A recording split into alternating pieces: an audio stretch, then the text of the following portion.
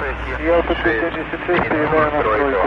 5, 4, 3, 2, 1. Welcome to Season 6 of the Talking Lead AK KONRER, presented by Pioneer Arms Corp USA.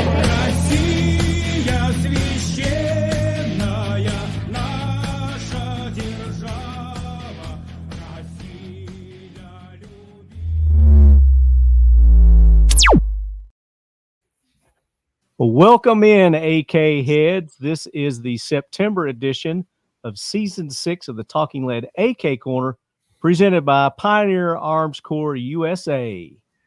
And we have got a doozy of a show for you this month, September's edition. We've got a Hellpuppy Pro to give away this episode, which I know a lot of you are biting your nails, everyone who entered that contest. So, and CJ's holding one upside down there. Got one here. So you guys have seen the videos that we've posted. You've been to their website. You've seen them. They are out. They are available. They're at your local FFL. And if they're not at your local FFL, ask them to get them in. Did you say a Hellpup Pro or a Hellpuppy? Hellpuppy. Okay. I may have said pup, but I meant that looked like a Hellpuppy held up. Oh no, it's a Hellpuppy. Is it? Because that's like a huge barrel on there. I put a custom muzzle device on there. Oh, so you just made it into a Hellpup. Yeah, so CJ, he takes his perfectly good stuff and then ruins it. Yeah. Well, if you don't like that one, how about this one? You like this one better? Because the whole idea of it was it would be shorter. Is that better? Looks like you accessorized it right up. He also lengthened it. Because that's what people are going to do. They're going to accessorize. That's what people do. Hey, CJ, you do your Hellpuppy your way. I'll do it my way. How about that? I don't think I own a Hellpuppy. I'm selling them. Selling them all. Selling them all. The one we're giving away today? The one you held up? Sure. We're giving that one away. We're giving that one away today. Okay. Sure. Also, this episode, we're going to talk about how a real AK-47 is made. Not these knockoff wannabe AK-47s. We're going to talk about how a real AKM is made by Pioneer Arms. You're going to make a lot of people mad. That's okay. That's okay. They can get over it. They can email you, CJ Johnson at pioneerarmsusa.com. What did Mueller say? The truth is out there? Mulder? Scully and Mulder, the X-Files? Sure. So joining us this episode, as you hear there, it's our good buddy CJ Johnson with Pioneer Arms Corp. He is back from Alaska, and we'll have him talk a little bit about his trip to Alaska. I know you guys were heavily invested in trying to find him during his trip, but I think he eluded everybody. Two guys reached out to me, and both of them are getting AKs sent their way. They didn't even find me. They just reached out to me. They just reached out. Yeah. I offered to take you fishing. One of them did. That was kind of... Yeah, he did. I'm still trying to get his FFL so I can take care of him. Okay. I think that was Aaron. So Aaron, if you're listening. He knows the deal. I talked to him. Okay. And we have another guy from West Virginia, I believe. And he's actually, I think, going to make it down here in October, and he's going to build his own gun.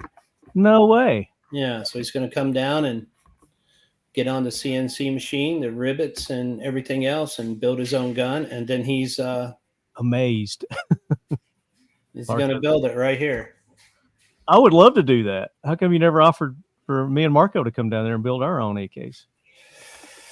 It's liability issues, insurance, liability, stuff like that. There's only so much you can do. I mean, when you have two Sue happy guys like you two, you got to put that ground out. I don't want you to break your hip, Marty.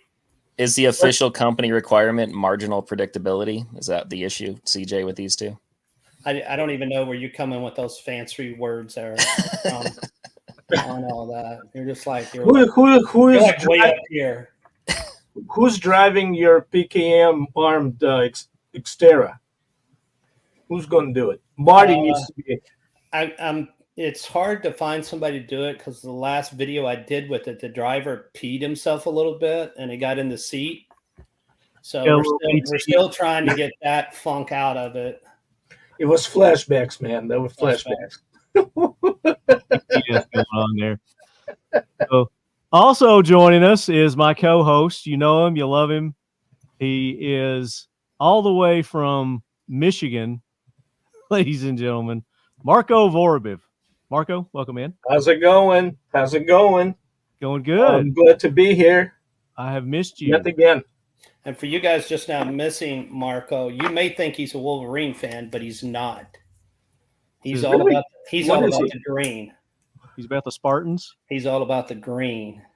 I don't think I even own a piece of clothing that is green. Wolverines all the way, huh? OD green maybe, but that's as far as I'm going to go. So also joining us, ladies and gentlemen, for the first time, he's a new guy. We have Jeremy Deadman with XTECH Tactical, ladies and gentlemen. Welcome in, Jeremy. Thank you. Excited to be here. Glad to have you, Jeremy. Jeremy is a road warrior also. He is he's not at his home base right now. He's somewhere northeast, is that where, or northwest? Northwest, yep, up in Coeur d'Alene, Idaho. Coeur d'Alene. We got some good folks up in Coeur d'Alene. Hey, Jeremy, can you move the camera and show me that couch you're sitting on? This wonderful back Airbnb. I got a little scenery in the background. You know, a little American. I bet you that's the freaking couch I just got rid of. It's a Macy's couch. I swear to God, I just got rid of one like that. Some of these Airbnbs, you just go, you don't need decor every 5 feet that doesn't match, but it is what it is. So they don't. It's good. It looks like a hodgepodge of decorations there. You got American Indian on the wall. You've got beach style furniture. Yep.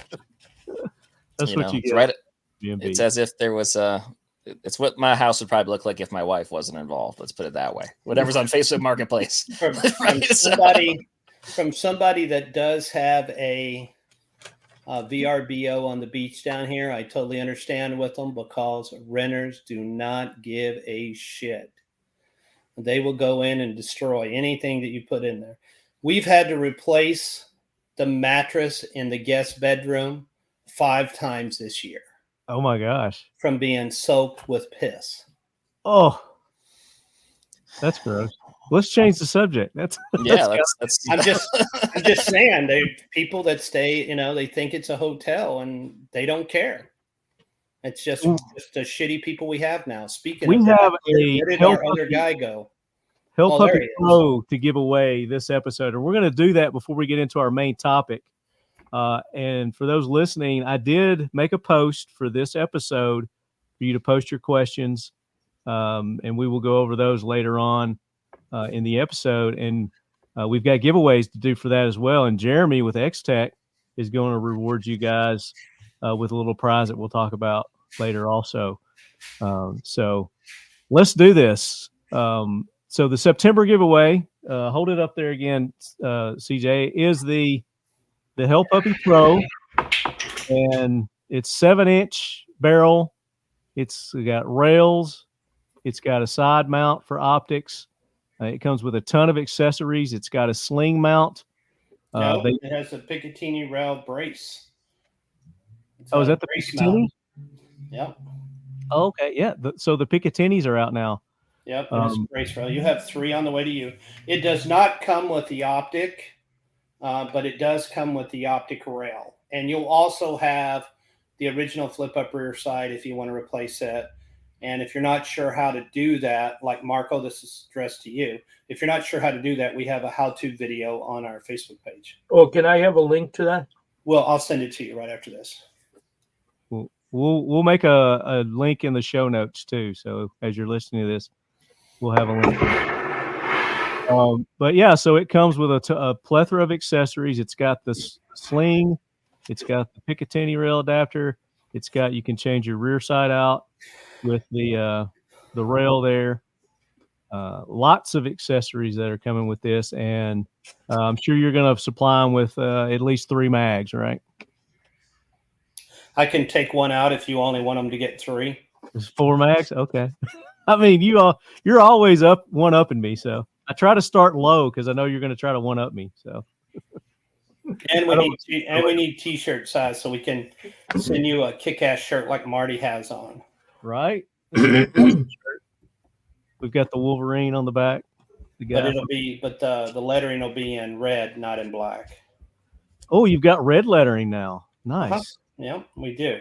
I got to get one of those. Insurance and purposes like that. It might be prohibited. It's okay. All right. So here's what you had to do. So we got a lot of participation on this, and you had to answer our trivia questions that Marco and I put out there for you. And it was on an episode, CJ talked about the regiment that he served in. So we wanted you to tell us that, what his rank was, and then what famous historical event that regiment was a part of. Oh, famous for. Famous for, yeah. That was part 1. Part 2 was what we just talked about, and we're going to get a little feedback from CJ on his trip to Alaska, from Florida to Alaska and back. He drove the whole way. What was the vehicle that he drove? What color was it? I think that's all we asked on that part 2. And then part 3 was name the topic for each episode of the AK Corner this year up until the last episode, and who have been our guest. You didn't have to name the guest each episode, but each different guest that we've had this year. So that was the questions that we asked. And I'm going to go through. I'm not going to read everybody's because we got like 60 or so. But we're just going to pick a few here. So Tristan Hayden, or maybe I should just say Tristan H. I'll do your first and last initial. So he's just getting his in under the wire. I hope I'm not too late. Pretty sure the due date is today. So part 1, CJ was a platoon sergeant for Charlie Troop of the 7th Cavalry. The 7th Cav is historically known for Custer's last stand at Little Bighorn. I'm not certain his rank was sergeant. I believe that was just his billet. So did he get that right, CJ? Yep, Sergeant First Class, and C Troop was the troop that went with Custard for the last stand. Okay, there you go. So he got part 1 right. Part 2, CJ's Alaska Doom machine was a white Toyota Tacoma. Nailed it. Part 3, our guest, host, and subject matter. Lefty, all. Marco, all. CJ, episodes 1, 2, 3, 4, and 6. I mean, he went a little detail here. Michael Michalczyk, episode 1 and 3. Hank, who was with Fire Force Ventures, the Camo Company, episode 2. Andrew Brenneman, episode 5. Andre DeLue, episode 6. And I believe he nailed that. We haven't had anybody else on, right, Marco? That was everybody. Sounds right to me. Me and my enormous ego. Yeah, he said you're on all of them. There you go. He nailed it. Your enormous brain, not ego. No. And then subjects. 1 was PAC AKs. 2, camo patterns, World War II to present, PPS 43, Siege of Leningrad. 4, magazines. 5, AK Miss, Urban Legends, Wives' Tales. 6, SKS History. That's the one that Andre was on with us. 7, gearing up to run the AK-47. And then 8, Soviet-Afghan War, which I really enjoyed that episode, Marco. I thought that was very informative. I learned a lot on that episode. So there you go. He says, I hope everyone's doing well, and I hope I was able to provide all the info you were looking for and that my answer qualifies. Please thank CJ and Marco for all the great knowledge this season. Also, thank you, Lefty, for your hard work and for putting it all together. I appreciate all these chances for these great giveaways. Well, he put all the bacon in the beans, didn't he? He's sucking up, I think, a little bit. Where's he from? I don't know where Tristan is from. Okay. Just as a disclaimer, yeah. There's been a lot of gun law changes and stuff on that. And if you cannot have the firearm in your state, we cannot ship it to you. There you go. So all rules, laws, federal, state, local apply. But if you can't get it shipped to you, I will send you a T-shirt. There you go. And we'll pick someone else who can.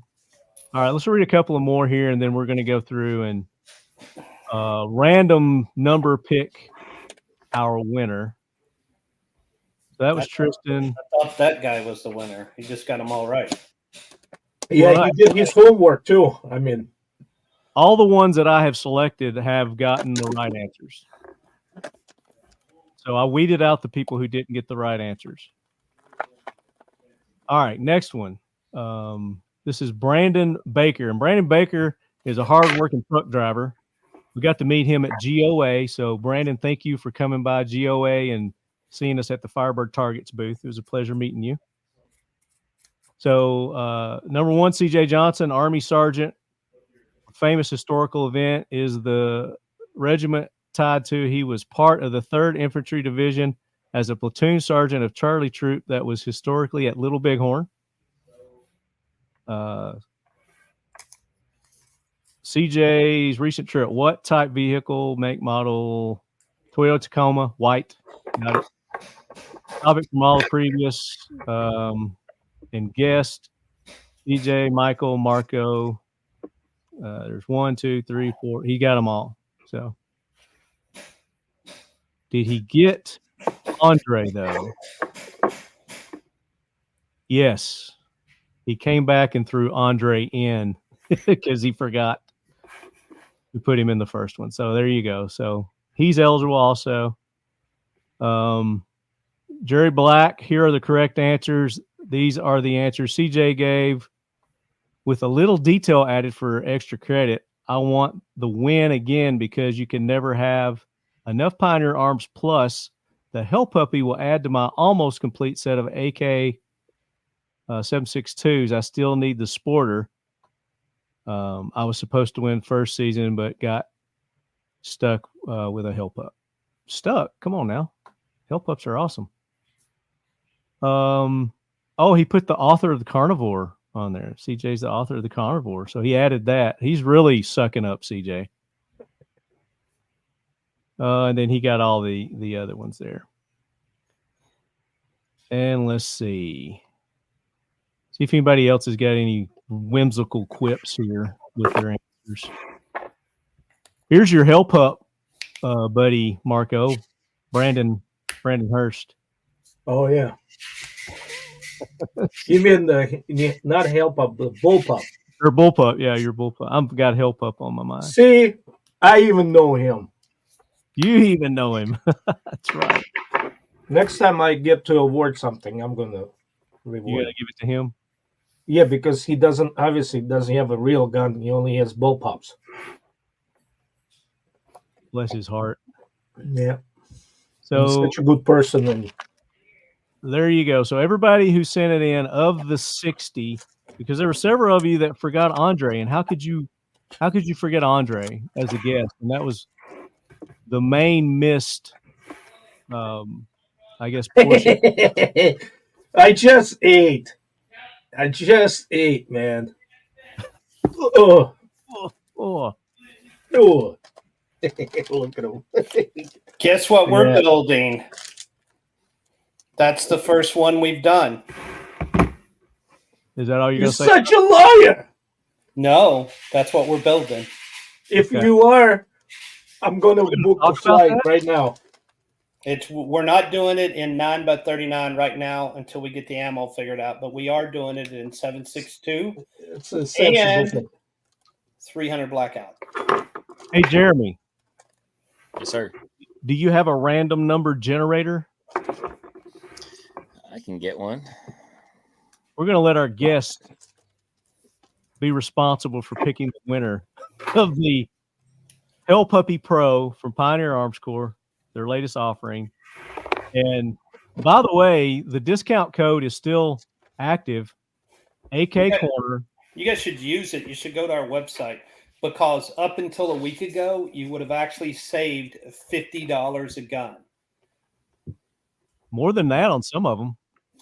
No, it was $25, and then I had a $25 online coupon that was with it, and would give you $50 off of the already low price online. Oh, the additional. Oh my gosh. Mm-hmm. Mm-hmm. That's what y'all get. Not paying attention.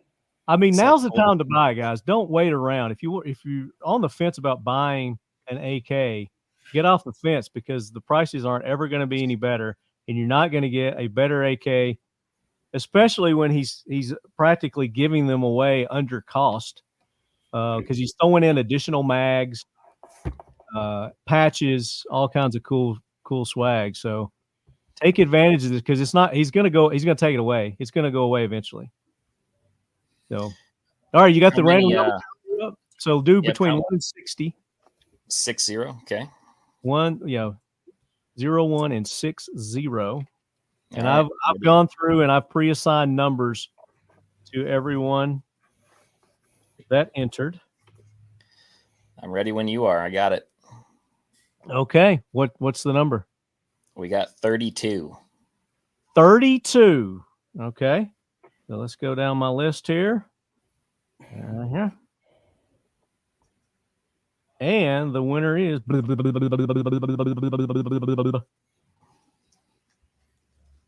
Nick A. What was his answer? His was, let me go back to my emails. Marco, look what we're working on. CJ, Sergeant, First Class, 7th Cavalry, earned a Silver Star, a Bronze Star, 4 Purple Hearts, Presidential Unit Citation, Meritorious Service Medal, 6 Army Commendation Medals. Stop it before it's too late. Stop it. As far as historical events tied to that unit, it happened to be he's done 2 that his Bradley, that was the first into Baghdad, but I'm fairly certain that the answer you're looking for was Custer's battle at Little Bighorn. I can't say that I was definitively that I was one of the first ones on the outside of Baghdad. I can't say if during that time period, if other units had went in. We were not on the Thunder Run, and the Thunder Run actually went downtown. So I was one of the first Bradleys to cross the border, and I was the first Bradley that led the charge, the first vehicle other than the SF groups that actually led the charge into Baghdad. But we didn't do the Thunder Run and go all the way around. I don't want to take credit for something I didn't do. But yeah, I was some of those guys that I was up around. One of the first, if not the first. Yeah, up around those. There you go. And then CJ recently took a trip from Florida to Alaska, distributing freedom along the way in his pimped out white Toyota Tacoma. And then he's gone through each episode, told what it was about. Let's make sure he's got all the guests. Marco, Michael, CJ, Hank, Rhodesian camo expert, trusty Marco spitting some knowledge. Lefty, gotta put me in there because I'm on them too, so he included me. Oh, look, he even got Andre. So there you go. Very deserving, then. Very, very deserving, because he went above and beyond with his answers. So, Nick A, you are the winner. I will actually contact you. I'm not giving last names, and you're not going to know exactly who. I think we got a couple of Nick A's. There you go. Congratulations, and thank everyone for taking part in our September giveaway. And It's like seasoning a cast iron skillet. Use it that few times and it builds up in there. Our product, CLP Plus, is a bio-based, non-toxic, complete gun care. Your cleaning time will be reduced by over 50%. I like to say it's a clean shoot, clean shoot, clean shoot for it to fully remove whatever product you've had on there before. It's like seasoning a cast iron skillet. So all I like to do is you'll field strip it like this, go piece by piece. Basically all I do, I'll take the nylon brush into the paste and you start covering. Come back, clean each piece, and then even on the handles, on the outside and on the inside. With our product, you wipe it all off. You don't leave any on there. From grains and all, stick it in. It's safe on all metals, plastics, composites, wood, rubber, leather. I just use a nylon brush and then a bore jag with one of our pre-saturated patches. You put it in, swipe, coming back, you can see what it's pulled out. And this was a brand new firearm. With our product, your malfunctions from carbon buildup are virtually eliminated because carbon will not be building up. There's nothing to stick to. And all of our product is USA source and made. Grab the microfiber cloth and back and you'll wipe it off, and you'll wipe all the product off now. There you go. It's that simple. Seal One is a proud sponsor of the Talking Lead podcast and the Leadhead Brigade. Use the code LEADHEAD for a 25% off discount. Giveaway. And another quick correction: I didn't spread freedom through Canada. As a matter of fact, I had a pistol with me that I'd forgot about, and I didn't get that form filled out. Of course, a pistol I wouldn't have been able to bring anyway, but I could have brought a shotgun. But I didn't fill out the form for it. So the next to the last exit before I entered Canada, I put it in a Walmart bag and buried it next to a fence post. Oh my God. Don't tell people that. I recovered it. I went back and got it. I still have it. When I came back out, it was there. Okay. I'm not aware of that being a crime. So actually, I respect the methodology, CJ. Yeah. Stored so that so I could pick it up on my way back, because nobody is allowed to have guns in Canada. Plus, the Muslims and the Asians that all live in Canada are quite passive. So you didn't really have any threats or anything else on it. I mean, I did see a couple of actual real Canadians that were, well, I can't say that because all the Asians and Muslims have been born there too. And there's a lot of Indians there. But I did see a couple of English descent Canadians that were there, and they were quite passive also. So they do exist. They do. They're not in a big city. It's like Calgary would be like Delhi. It would be the New Delhi is what it would be. Is Calgary. The whole thing.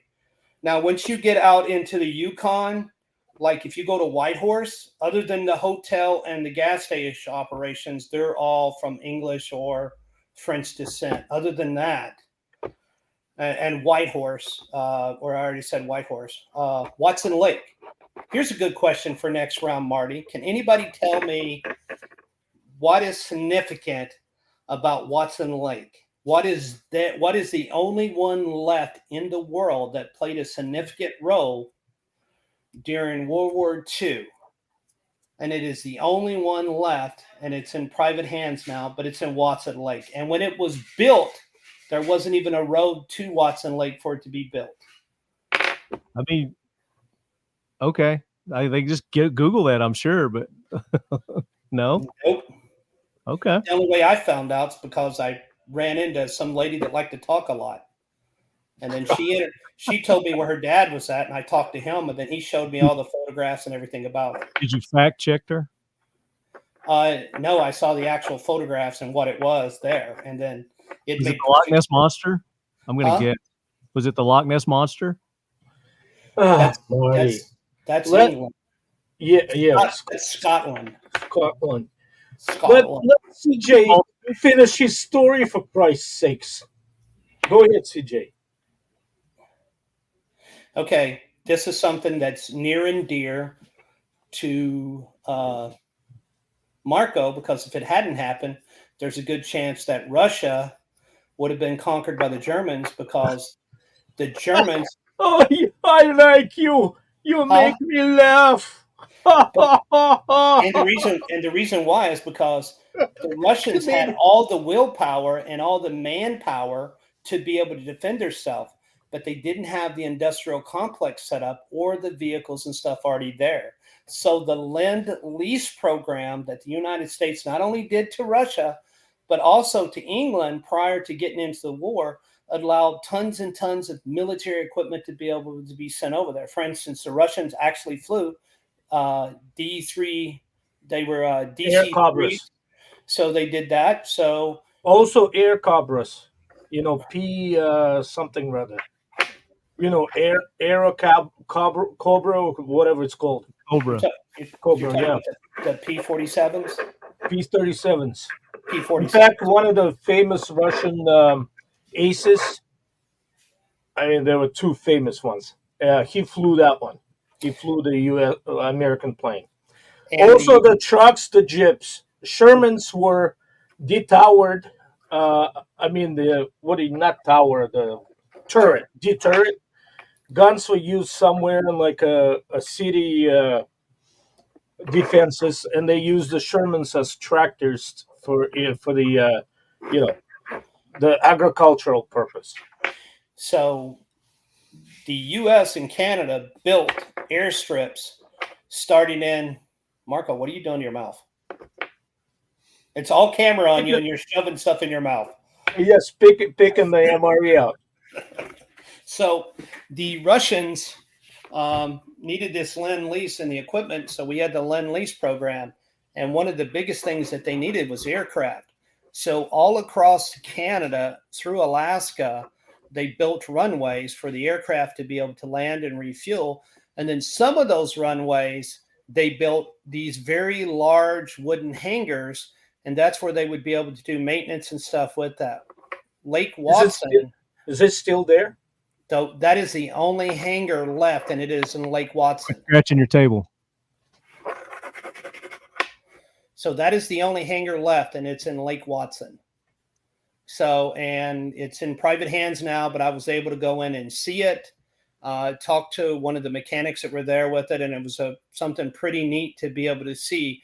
And Lake Watson also has a museum that's dedicated to the Alaskan road that was built, the LCAN that was built. There's very small spots of the LCAN that you actually drive on anymore because they changed the route, so you're no longer on that. And it's paved about 90%. I say 90% because about 10% of it's gravel. But this is the only hangar that's left. So where's Lake Watson? Lake Watson's in the Yukon, just short of Whitehorse. So it's way up there. I'm going to pull it up on a map here so we can get an idea. So when you're looking from Dawson Creek all the way over to, when you're looking from Dawson Creek, yeah, that and it's it was the 2nd Bomber Wing, I think is what they called it, or attack base. Is it being used as a private airport now? Or? It's a private airport now. Yeah, it's set up there. It doesn't have a tower. It has a trailer. It has it's what it is. They have a trailer set up that they're set there using it for. It's a pretty big airport. It has lots of runways, but there's not a lot else in it. And it's inland, so in protection from possible Japanese raids. Well, no, this was way up in Canada, so it wasn't set up as a fighter base. It was set up as a place for the bombers and stuff to land in case they ran out of fuel or something else with that. And the ones with the hangars were set up so that they could do maintenance if there was any issues on the aircraft. And it is actually called, that place at Lake Watson was called Initial Attack Base is what it was called. So that was the name of it there. And just a huge beams and everything set up inside of it. But it's the Yukon. That's what it looks like. Oh, wow. You would think. But I mean, huge on the inside, still with all the offices and everything else to go up in it, the huge beams that are there. Yeah. I don't know if I should have showed that online. The guy was like, yeah, don't show anybody what we got inside of it because we don't have security. But yeah, that's where, if you want to find it, it's like way up there. Oh, they're going to somebody's going to travel 5 days. And then what would be the Canadian YMCA has a dedication of, oh, there's a bear. Hi, bear. But they have a dedication up there to the soldiers and stuff that went in there. And some of the people have probably went up there and you have not known that Lake Watson was this significant, because what everybody knows Lake Watson for is all the signs that are mounted up there. They have somewhere like 1,000 signs, and they're from, Coburg, Germany, Foda, Germany, from Iceland, from Switzerland, from Florida. But people have actually taken their signs off of their towns, and they've taken them there and stamped them all up. And it all started when a private that was working on the LCAN broke his ankle, and he was stuck back there while everybody else was moving forward. And his captain told him to make a sign showing the direction of where the guys were going and where they were from. So this guy not only did that, but he also added a sign showing where his hometown was at. And then that's been added on ever since. So was this the most interesting part of your trip? Is this your favorite part of the trip? For me, it was pretty neat because, I'm a historian and I like a lot of the stuff it has as far as to go with history and everything. Marty, do you have a PM63 on your wall? I do. Okay. A squirrel? Yeah. What else do you got up there? BPS. I got the Grom. I've got a Hellpuppy. That is a Hellpuppy. There's yes. CJ, I have a great idea for Grom. Grom. Make it into a bullpup? No. Making it awesome, and I'll tell you maybe later when we, done. Because we don't want one of these other companies to get them and make them awesome, and then we'll have right, and then it would be, and of course Marty would not even he would tell everybody. But when you look at a lot of towns in Canada up there, and you're thinking maybe that these were historical forts or something else, and you're like, hey, this town. This town here is, it has, for whatever the town is, Fort, let me pull it up here real quick and I'll tell you what I'm talking about. There's a lot of towns that you're going to see up there. Like you're going to see Fort St. John Smith, right? That sounds like a town that was built for trappers and, for outposts and stuff like that. That was actually one of the air bases that they had up there was, Fort St. John. So it wasn't a historical fort. It was a World War II base that they'd set up for that. So there's a lot of different stuff that when you're up there that you actually find out. So it's a lot of interesting stuff. I mean, gas stations and stuff are plentiful now. Not like, I don't know how they were during COVID. I heard they sucked during then. Oh, I can imagine. But you could get gas if your vehicle would make it about 200 miles, you're good because you'd be able to get gas about every 200 miles. Which incidentally, in Alaska, it's about the same stretch. It's about 200 miles between gas stations. But would you recommend to have a canister anyway, a gas can? Oh yeah, because you don't know when somebody's gonna run out on the side of the road, so you can. They have Buc-ee's. Is there a Buc-ee? There is a. Interesting enough, there is not a Buc-ee's, but there is definitely a Buc-ee. There is a. I will show you the Buc-ee. Show me Marty. I will show you the Buc-ee. Oh my God! There you go. That is definitely a wow. Biggest Buc-ee ever. So that is the Buc-ee. No ifs, ands, or buts. Is that a national park or something up there?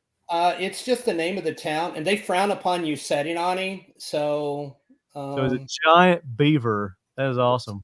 It's a giant beaver. So a lot of people have that as the famous starting point for the Alaskan Highway and stuff like that. That's a traffic circle. That's not the actual one. That's the actual one, and it's in town on Main Street, and everybody misses it. But that's the actual start of the LCAN. So the other one's on a traffic circle on the outside that they did a little bit easier for tourists. But, I did my history and stuff before I went. It's a beautiful country. We saw a ton of bears going up there. Did you get to ride on one or wrestle one or anything like that? No, this is Canada, not Russia. So we didn't drink vodka and we didn't wrestle bears. Oh, man, that's too bad. Man. Disappointing. The whole trip is just a win. I did take my wife with me, so there was some wrestling going on up there. So there's she wrestled a bear. What? Herds of buffaloes just everywhere. Oh, that's what those are. All right. Jeremy, have you been to Alaska? I have not. No, I've never been. I haven't either. I've been wanting to go. Now he's making me want to go even more. I'm going to go back. So next time I'm going to take take Jacob with me, my battle buddy. Maybe I'll take you, Marty. Well, that'd be great. I'd go. Maybe you can go with us.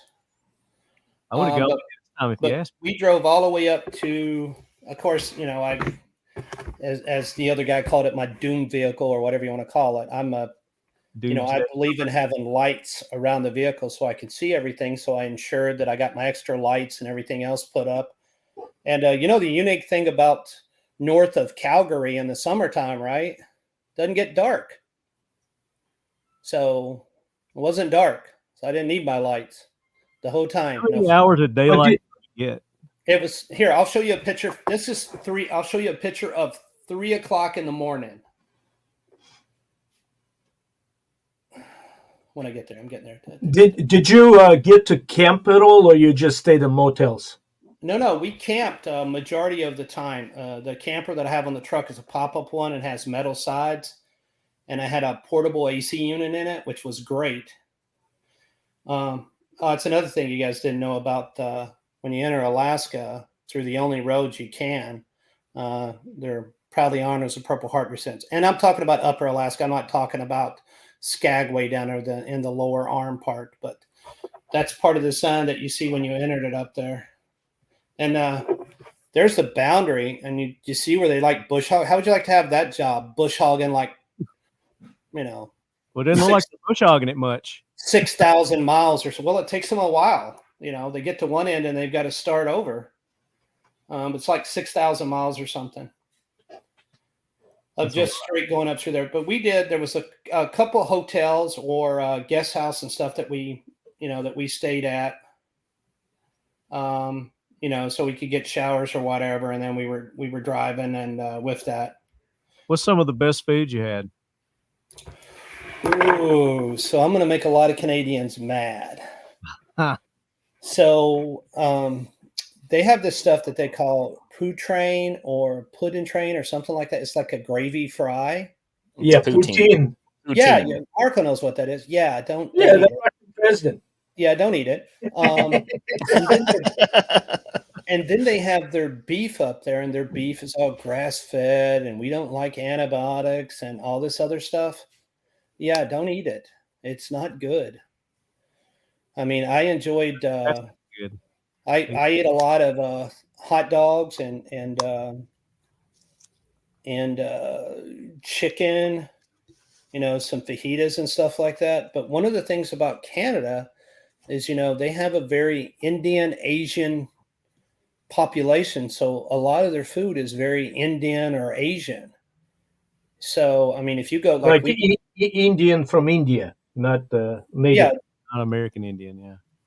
Right, not Native Americans. But yeah, so you go up there and you go into one of their, mom and pop burger shops, and it's like an Indian family running it, and he's like doing, you're getting like an Indian burger. And you're like, what in the world is this? And then they have another chain up there, and I want to say it's Ed's Steakhouse or something like that. Eddie's Steakhouse, which, you order a filet here in the States, and you expect it to be tender and taste nice and everything else, and it's just like getting a cheap sirloin from Texas Roadhouse or something. And at first I thought it was just a fillet, and I was like, dude, this is like not a fillet. And he like brought me out another fillet, and I was like, well, this is what you brought me last time. He goes, yeah, that's a fillet. And I'm like, dude, he's like, you're an American. And I said, yeah. And he goes, well, that's a Canadian fillet. And I'm like, well, you guys need to change your fillets because it's not good. But once you've had Whiskey River beef, it's hard for anything else to taste good. It's true.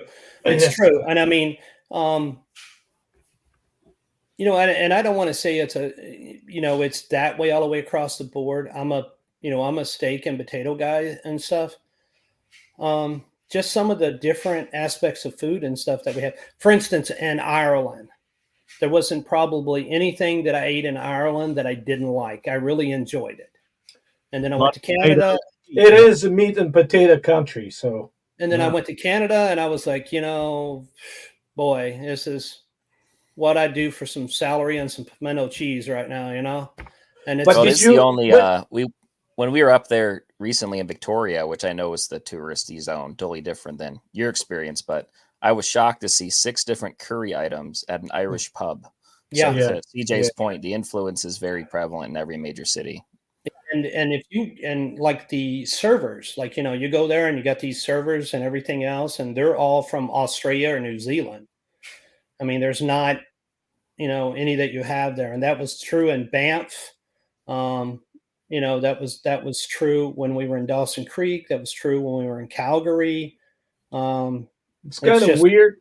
They don't have any workers there.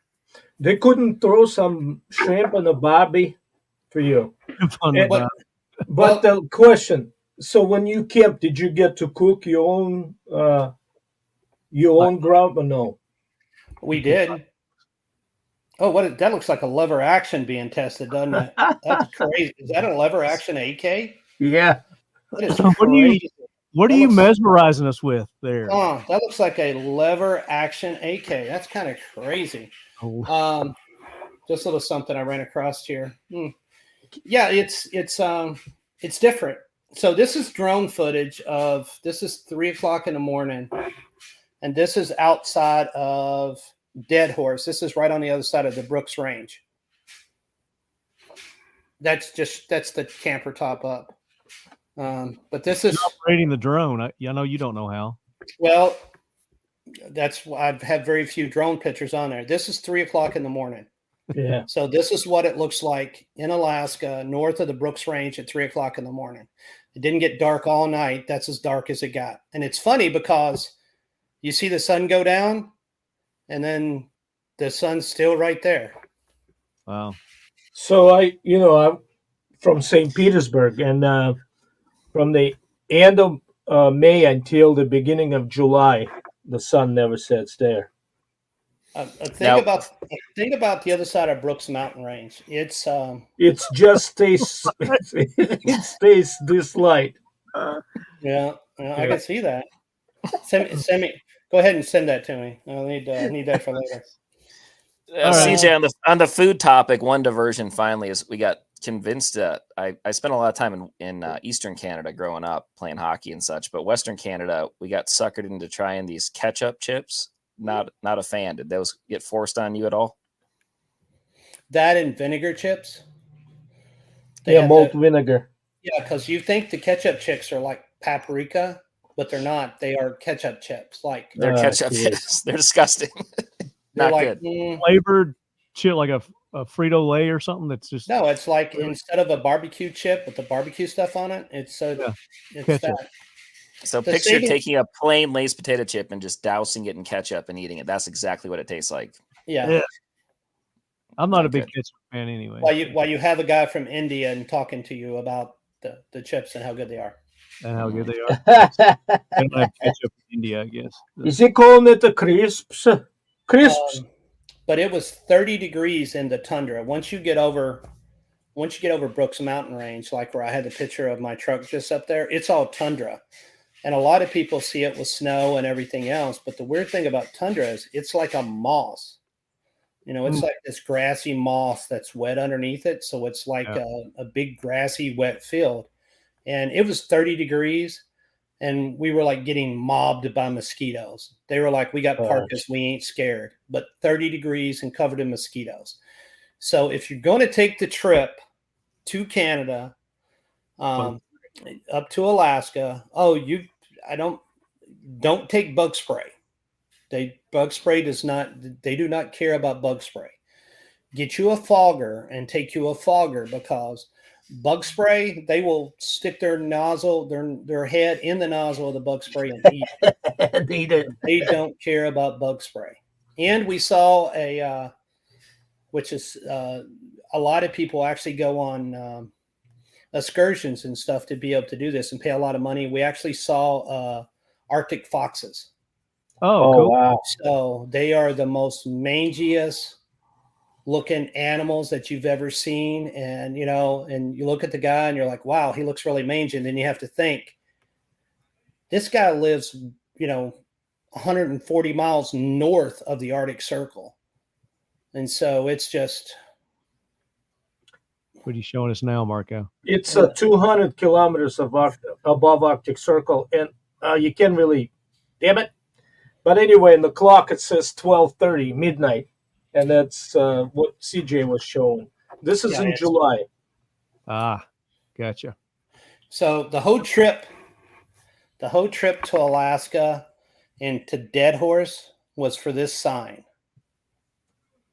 That's the original sign that they had at Dead Horse, and everybody that goes up there and everything else. And it's on outside of like a Napa building that's up there. What's all the stuff around it? Those are stickers. Did you put a Pioneer? Did you put a Pioneer? There's a Pioneer. Oh, look at that kick-ass truck. I thought it was white. What happened? Well, we tanned it for the trip. That's by the way, that's the Tundra. So that's what the Tundra looks like in July. But nice. there's my pretty wife, my wrestling partner. There you go. And there are the hotels and stuff that they have up there. This town has 50 residents year round, has 500 residents that are there throughout the non-winter months. And then it has like 7,500 workers that are there all the time working the pipelines and stuff. So that's what Dead Horse is. Oh, and here's Marco's favorite. Marco, what are those? Those muskox. Muskox. They have those in Russia. Very cool.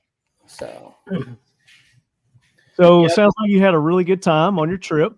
It's a good trip. I think everybody should go. You need to take the time to be able to do it. And if anybody's ever been to Maine before, especially northern Maine, like you were driving to go to Nova Scotia, or you were driving to go to Canada through that's what most of the trip was like. Once you leave the prairie. Once you leave the prairie, it's trees 6 foot off the road, and that's all you see for hours. It's nothing but grown up trees and a few trails here or there. But it was a really good trip. I enjoyed it. I think everybody should do it. Like I said, I'm going to do it again. I'm going to do a little bit different this time. This time I'm not driving all the way up to the Arctic Circle, because other than seeing a few muskox and then saying that I drove to the Arctic Circle, which is about 260 miles north of Fairbanks, and we got to go across the Yukon. Mm-hmm. Other than that, there was really, hey, I drove to the Arctic Ocean and I was above the Arctic Circle. That was about it. So on your way there and on your way back, and you went through several different other states. Was there anything outside of Alaska that really stood out that you saw, other than stopping and seeing me? You guys really need to go to Montana. Montana, okay. If you haven't, okay, so people have been to Glacier National Park. That's cool. You've been to some of the spots over around Idaho, and you've been down around Yellowstone and stuff like that. What's the capital of Montana? I'm losing Billings. Okay. Billings? So Billings. Billings is in a valley, and it's got it's got this mountain around it, and you're driving, coming from the north, and you're cutting through there, and you stop up on top of this mountain, and and you're all in rolling prairie, and you look down there, and there's this beautiful city, and I mean it's nothing but trees and streams and everything that you're seeing up there. It's just an absolute beautiful city down inside of this valley that you're looking at from this overhang up there, and it's just amazing, how pretty that this place is. I have a picture, but it's probably not going to be better than what's up here. But I mean, it's just amazing to be able to look at. There is in Sioux City. In Sioux City, there's a replica of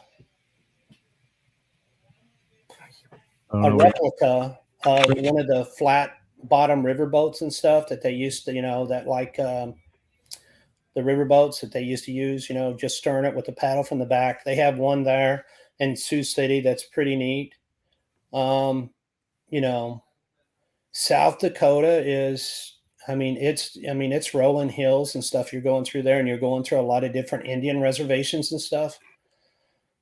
But South Dakota is really beautiful. A lot of people go up and hit Sturge's and go through Custer National Forest up on that side. You know who else is beautiful? What else is beautiful in South Dakota? It's Governor. Marco went there. Yeah. I met her.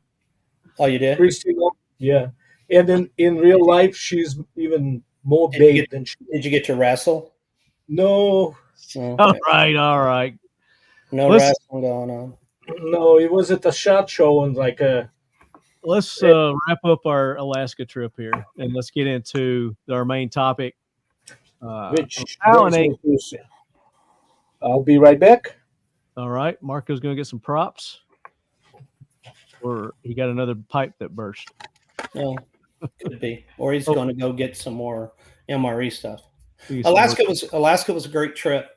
And for anybody that doesn't want to do the drive and you want to go up there and you want to see some parts of Alaska, you can always take the Alaskan trip. Carnival does it and a couple other cruise lines do it. But if you have a little bit of time and you want to pay a little bit more money and have a more relaxed trip, and I guess I am endorsing it. Holland Cruise Lines, which I get no money for this or anything. Is Holland Cruise Line is a smaller ship. And they have one called the Amsterdam that goes up there.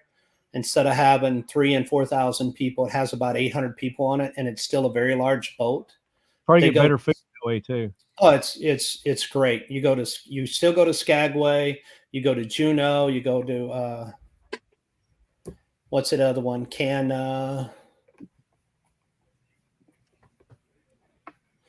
don't know. I can't think of it. It's the one where they just had the mudslides and stuff at not too long ago. Hey, Marco, what you got? I got Marco's AK prototype. Nice. You should start making that. Is this the one? Are we going to talk about this, or are you just teasing us with it? No, I'm just bringing it over. Just to tell CJ that I have not been sitting my ass. For a future episode. Introducing our new belly band holster.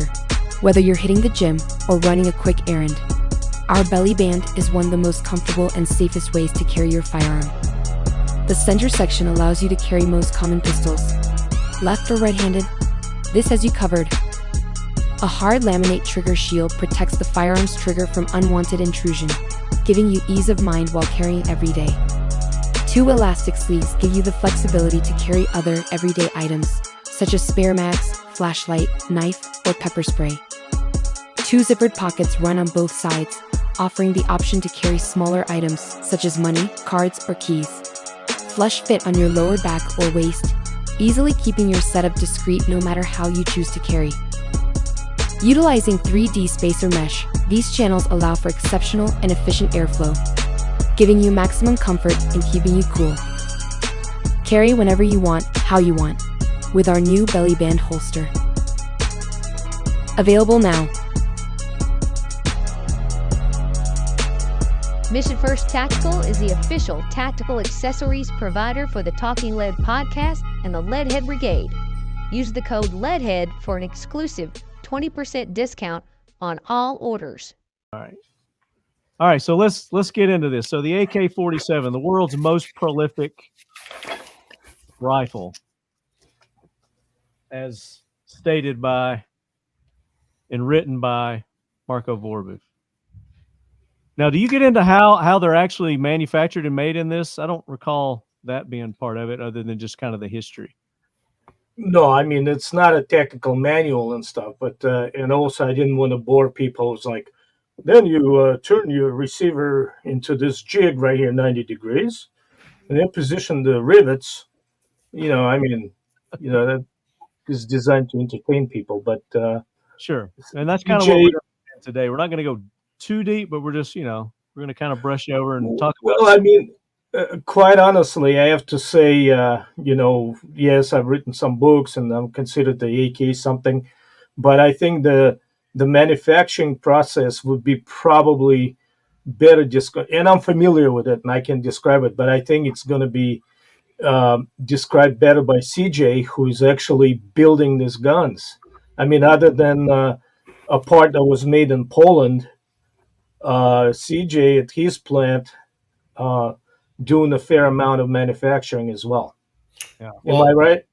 Yeah, you are. And before I ever started this venture, I spent about a month at the plant, of actually going through and working at all the different positions and learning how to build the guns. And so my employees here, my guys that you guys are met, Brady, Will, Jared, and Max, those guys all went over there and worked on the line, figuring out how to, I think, you went over there as a... I didn't work, but I just went as an observer. You went as like a guest of honor over there guy, a paid vacation. But the other guys went over there and didn't do a vacation. They spent their time learning how to build the guns and seeing how stuff were done and everything. And I can't see everything about all the manufacturings and stuff on it. And, we get a lot of stuff that, just like when Clayco did his AK and everybody was talking about, oh, what a cheap gun.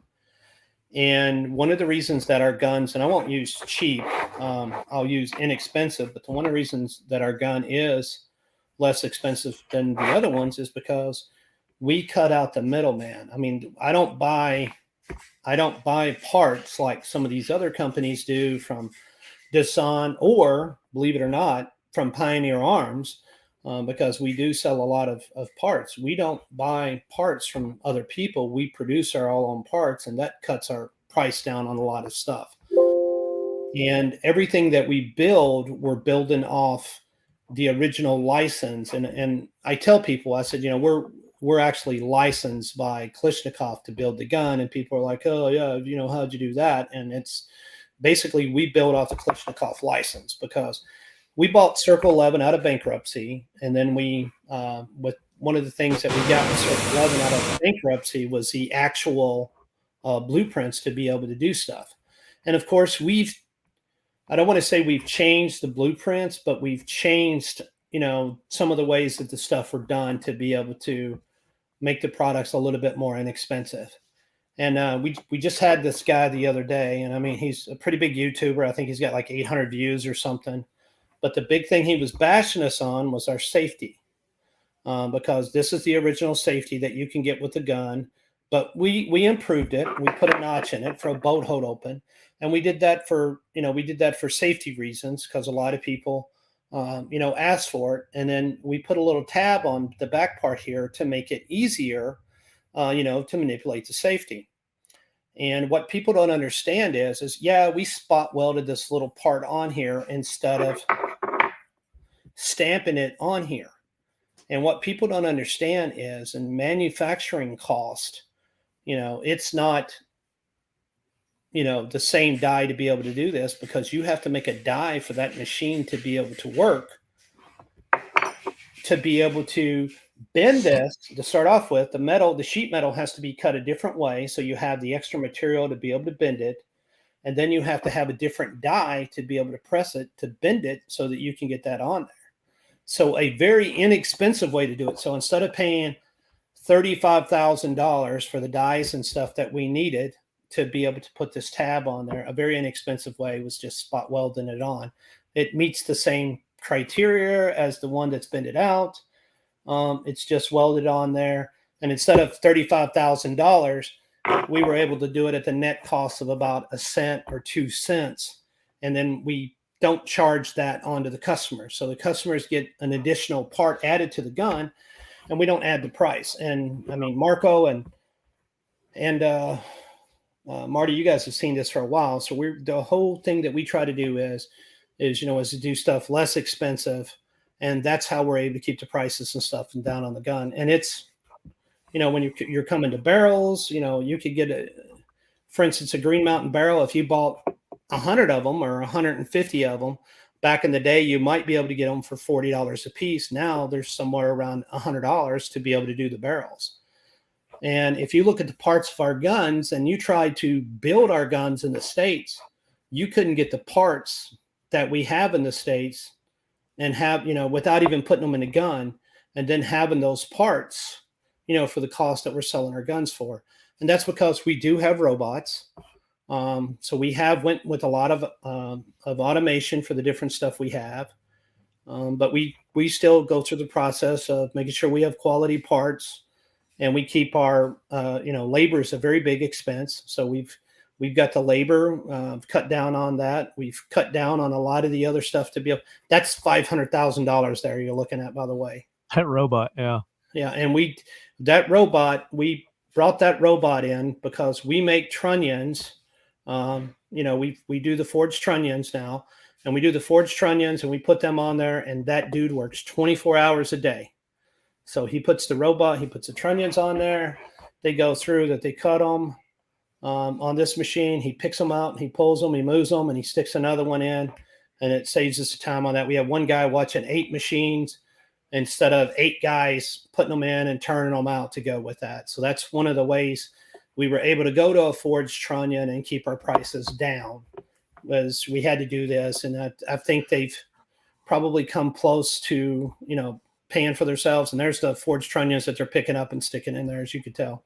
Well, this is one of the reasons why I wanted to do this episode, CJ, was because, when a customer asks for something, they think that you can just miraculously, you've got the machines and the tools and everything just right there, and you can just do it at will. Just like, because you guys in the past, you were casting your trunnions, but you switched because the customers demanded it to the forging. So that adds expenses to your overall manufacturing. But what the consumer doesn't understand is what goes behind that. Because you got to source the materials, you've got to change your whole process.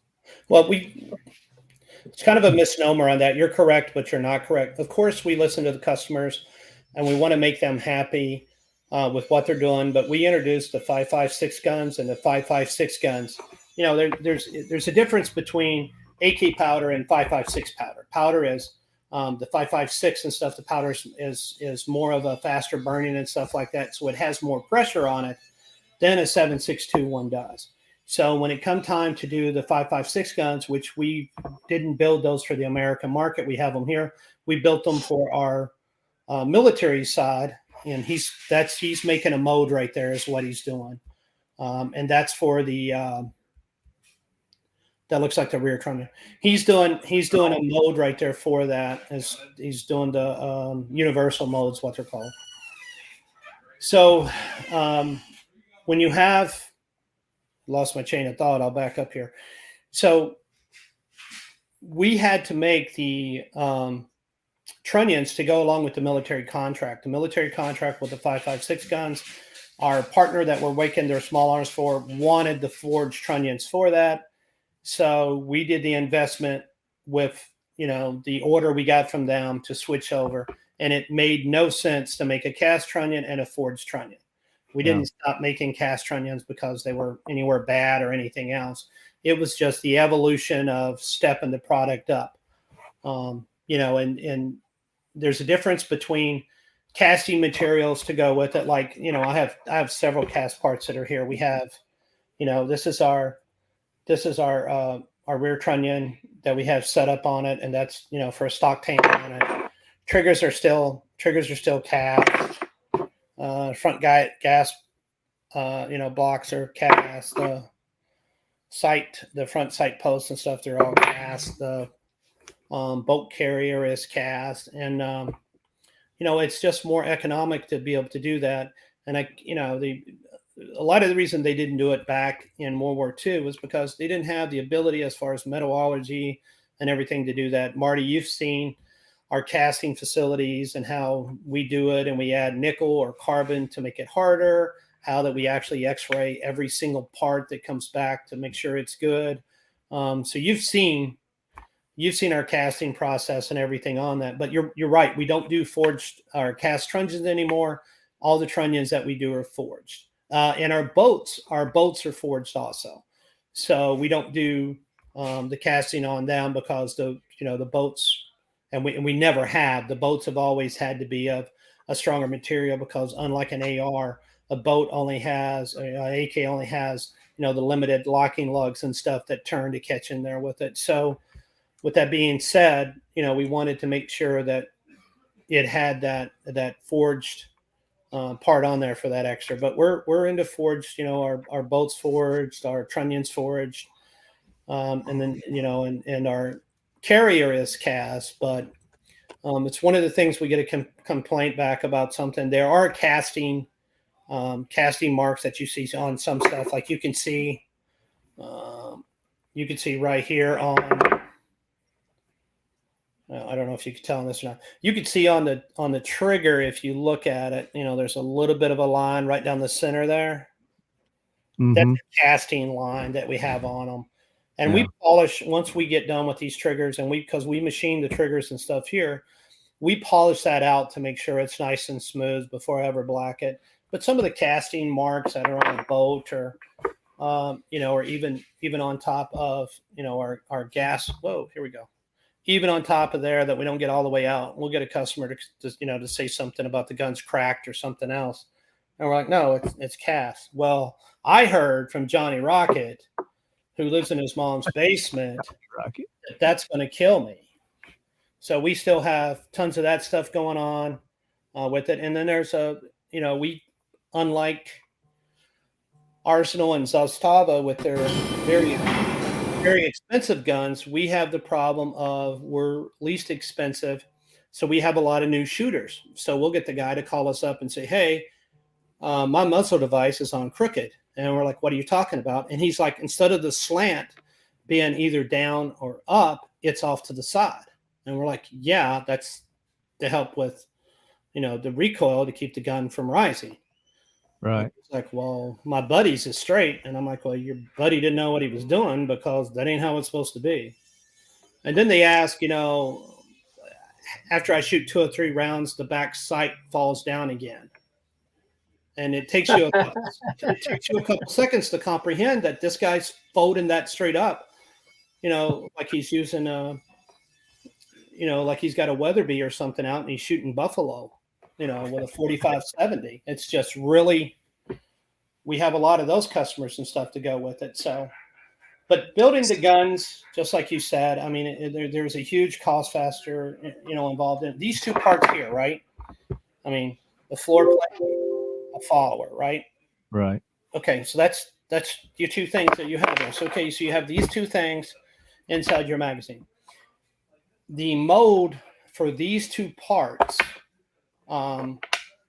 are 6,000 pounds. Wow. And cost about $60,000.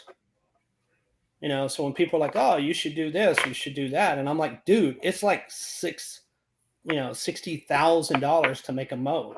And it's the same thing with the bodies, you know. So PAC USA, you know, I'm not bashing any other company. They make some good magazines and stuff out there. But for the different types of magazines and stuff that they're making, I mean, it's a ton just wrapped up into getting molds and stuff for that stuff done. And then the finishes. You know, if you want a glossy finish or some other finish, you know, the modes have to be dimpled or they have to be polished in order to be able to get this stuff off of them. So it's a huge expense for all that stuff to be done. And then, you know, when you're going through and you're cutting, you know, the different cutters and drill bits and stuff that you have to have, and they're drill bits, but they call them cutters because they're on those machines and they're just basically cutting material.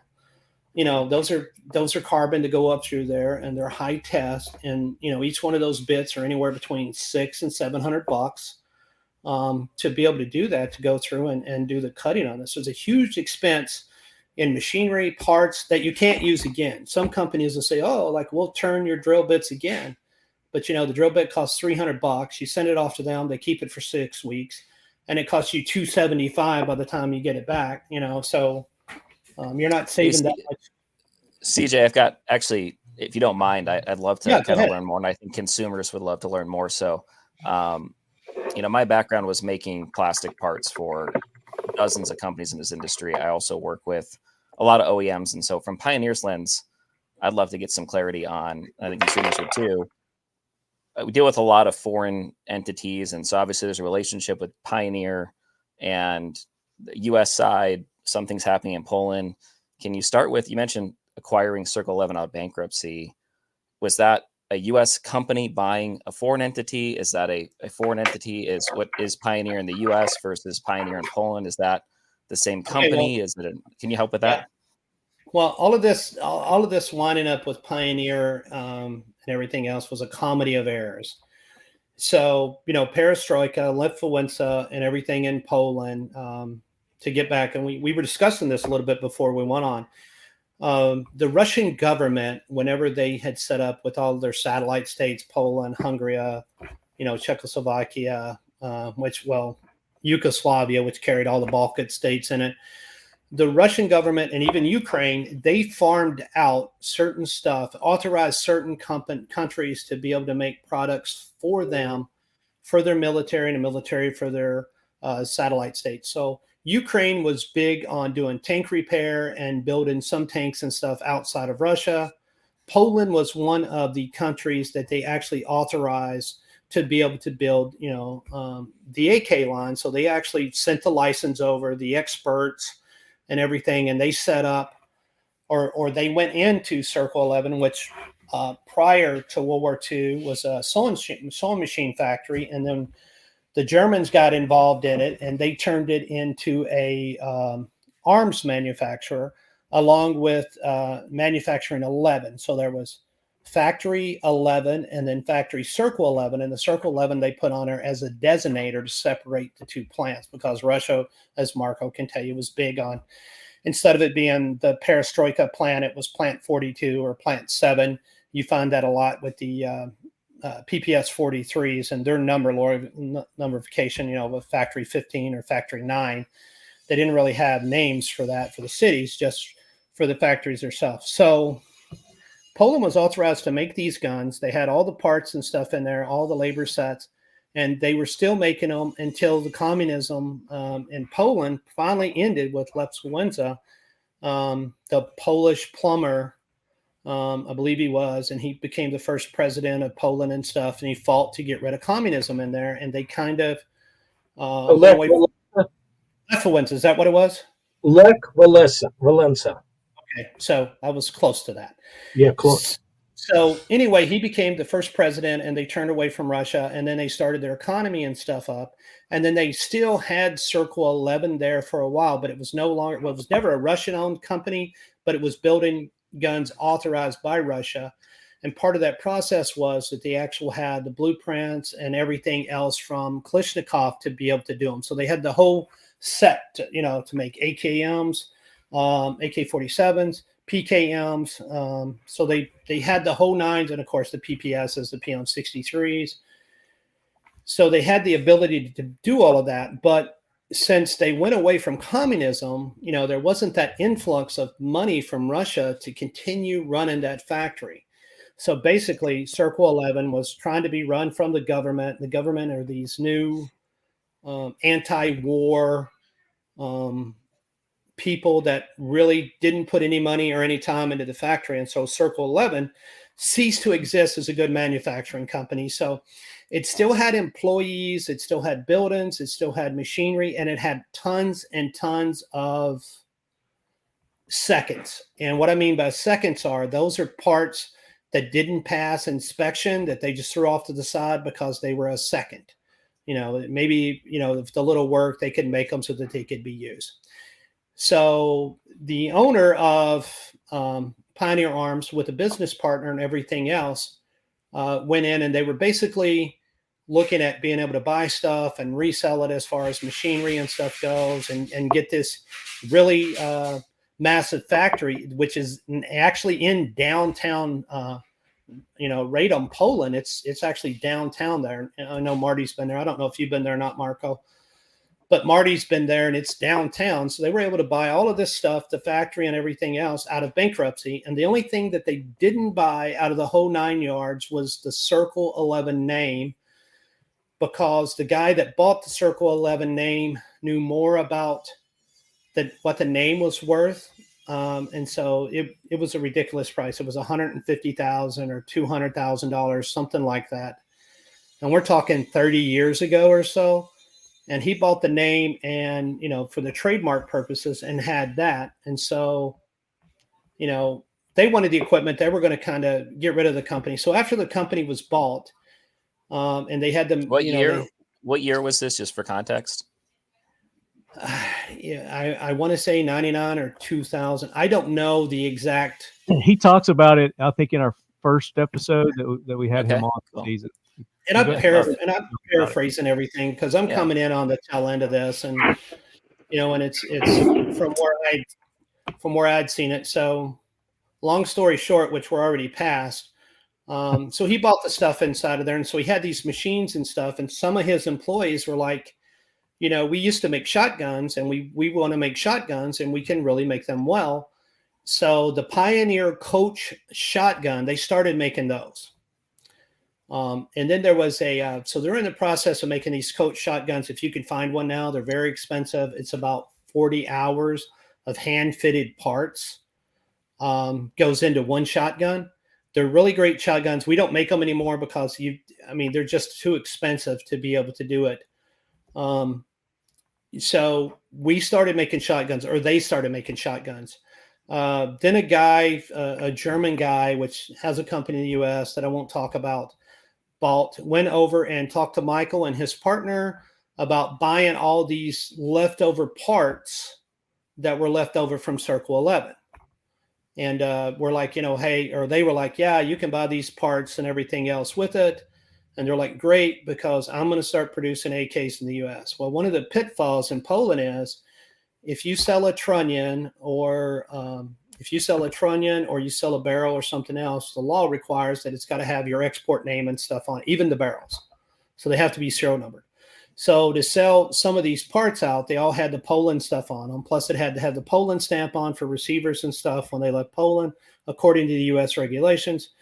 So this other guy in the U.S. bought all these second parts, inferior parts, and they built guns with soft rivets and trunnions that weren't fit right and everything, because we weren't, or Pioneer wasn't in the AK business. That's how we got the name Pioneer, is because we were making Pioneer style shotguns. So that's how that came about. So a lot of the parts were sold out there with it, and then Pioneer AK line, which people thought we were manufacturing AKs, we were not. We were selling Circle. Everybody talks Circle 11 is the greatest AK company ever made, and all of those guns that everybody hates were all 90% Circle 11, and the parts that weren't Circle 11 were coming from South Korea. So they were the Circle 11 guns that everybody loved, and that was the big issue with them. So we decided that Michael kept getting requests for the PPS 43s, which we had a plethora of them for, and the Polish government had warehouses for them, and the PM 63, and the Army was pulling those out of their stockpile. And so they started asking Michael, do you want to buy these? And Michael hit me up and goes, hey, I've known him because at the time I was working with Wolf Ammo and Tula Ammo, and which later it started working with Bernal, because when I was working with Bernal, not an employee of Bernal, an employee of Wolf, of going over the 6.5 Grendel steel case and stuff, which they tested all that in Florida. So I went through the process with them, and I got to know a lot of the Tula employees. Who was the test shooter at the time? I don't remember. For Tula? For 6.5 Grendel in Florida. Were you down here for that? Yeah. Okay, so Marco. Okay, so you remember that, Marco? You were down here, and so was Bill Alexander, the engineer that did that. So that was a joint project that me and Marco had worked on. Another one that we had worked on back in the past. So anyway, I had known because Michael knew Wolf, and Michael was wanting to start getting stuff back in the U.S. And somehow or another, he had read my book. And he contacted me and said, hey, I want to do this gun project. And then, I was like, okay, well, I can do that. But there's a couple things I want, the warranty on the guns, taking care of customers and the least expensive price, and then me being able to work with the guys in the U.S. We got it all worked out. So first we did PPS 43s. And then we had Hellpups that we brought in. That they wanted Hellpups, and we were bringing them in through another company, not the marketing companies we're working with now. And then we had a request for those companies that said they wanted us to start bringing in rifles. And then here's the big Pioneer imports crap stuff. So we imported, I think it was 21 guns that we had built. And I talked to Michael about that. And I said, hey, I need these companies. Troy Sellers was one of them. James River Armory was one of them. Blaine at Atlantic was one of them, and there was a couple other companies. Centerfire wanted sample rifles because they, you can't ask somebody, what are you going to charge me to 922R this gun if they don't actually have the gun? So we went through the process of importing these 21 guns and getting them in, and I'd had a long depth talk with Michael about this because we weren't making sporter rifles. We weren't making the long barrels. We weren't making the stock tanks for the back of them or anything else. We were just making the flat back ones for the Hellpuppies. So there was a lot of stuff we weren't doing for the guns. And so we've went through some expense to be able to do it. And we didn't exactly send the best guns, for lack of a better term, over here because we were just sending guns to people for them to see what they would charge us. These were not samples to be sold. These were samples to send out to people to say, look, what would you charge us to do a 922R compliance on this? Because we had no machines or anything. At the time, Marty, I was working, everything was coming in, the one-car garage at the airport is what I was doing. Me and my son were driving to Miami at, 2 o'clock in the morning in a box truck and picking guns up and doing serial numbers and stuff and sending them out. We had no machinery. I hadn't been to the factory and learned any of the other processes we were doing. We were just inspecting the guns. And then send them out. Well, if we did the serial numbers. So we did all of that with the guns and bringing them in. And then we shipped these guns in for people to look out for them to be 922R.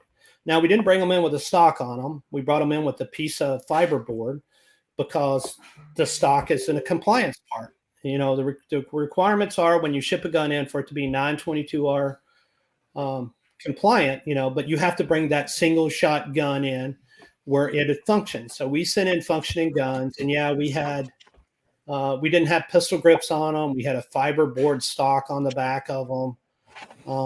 And then we sent these guns out to these couple of different vendors that, something like that. That's exactly what it is.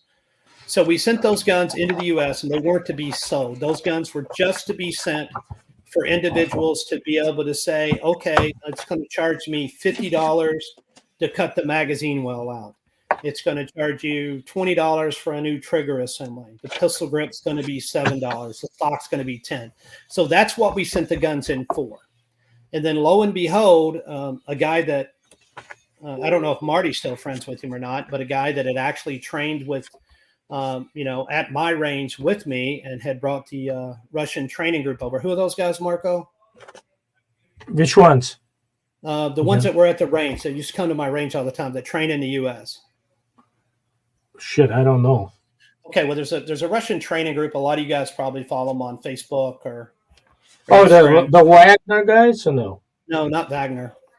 No, these are training guys that do it, and they train civilians and stuff. And Rob Ski was working with them at the time. Oh, okay. So they'd been at my range and training and everything else. So I knew Rob Ski, and I thought me and Rob Ski kind of had a, it's one of those things where it's a friendship, but really it's an acquaintance. But me and Rob Ski have talked a lot. I let him use my range a lot. And then this video pops up from Rob Ski, which you got to remember, we did not even bring those rifles into the United States for 2 years after Rob Ski did this video, trashing the Pioneer gun, saying what crap we bring into the U.S. And the gun wasn't even for sale. So the gun wasn't for sale. It was an item to be sold. But Rob Ski had got one and then taken the gun, and then he had an armor do it, and they went through the process. And he went talking about, and you might be able to find the video if you're still out there somewhere, talking about how crappy that the gun was and everything else. And I called Rob and I said, "Hey, Rob, and Rob cussed me out and basically told me that he was the video professional, and he knew about guns and I didn't, and that's not how it works, and I wasn't going to buy my way out of this," which I wasn't going to do anything. I was just going to simply say, "Wait until we get the real guns in, and I'll send you one." That wasn't a gun that was to be sold. But anyway, the video got out there. I didn't do any attempt to pull it down or anything else because he looks kind of a clown when you've seen checking the gauges on it because he doesn't know what he's doing. But the gun still functioned. So that was kind of our start of bringing in the sporter rifles. And then James River Armory got the rifles and told us what they were. So James River Armory were the first company actually doing the 922R on the rifles. And Mark is a very talented, he does the BM-59s. He's a very talented gunsmith and stuff he does with his guns. So he went through that process of doing the guns. And then after about a year of him doing that, I went out of my own pocket and bought an EC or a Haas mini mill so we could start cutting the mag wells out, because we saved the customer $50 a gun by doing the 922R ourselves. So our prices were, here. And then when we started doing more of it here, the prices have steadily went down. And our guns over the time period that we've been selling them, and I think this has been since about 2017 is when we sold started selling most of our models. Our gun prices have never really went up. Even with the economy, they've kind of stayed down. And we do that, but keep trying to come up with innovative ways to be able to save money. For instance, our magazines, to get someone else to make a magazine is quite expensive. But we went and paid the money for our modes. So now we basically have the resin that we do with our magazines, and they're made out of our modes, and we pay a little bit of labor. So our costs on the magazines, are 25% of what we were paying when we had somebody else making the magazines. So that allows us to put more magazines in the guns. So you get extra value out of your guns, and it's not that much more of a cost for us per se. That way we save money on this, for you to be able to get this at a better price. So the whole manufacturing process and stuff, to answer your question, I guess, is Circle 11 got bought out of bankruptcy because they were run into the ground by poor management and everything. They had all the right materials. They had all the right workers. We bought them out of bankruptcy. We moved all of the machinery, most of the workers. We brought them over and had them started working on shotguns. And then we slowly got back into the AK business via the route of the PPS 43. So we went back into doing the conversions of the 43s. And then we kind of got back into start working on the AKs and stuff to where we're at and the stuff we're working on now. But it's you're on the side for polymer and everything else.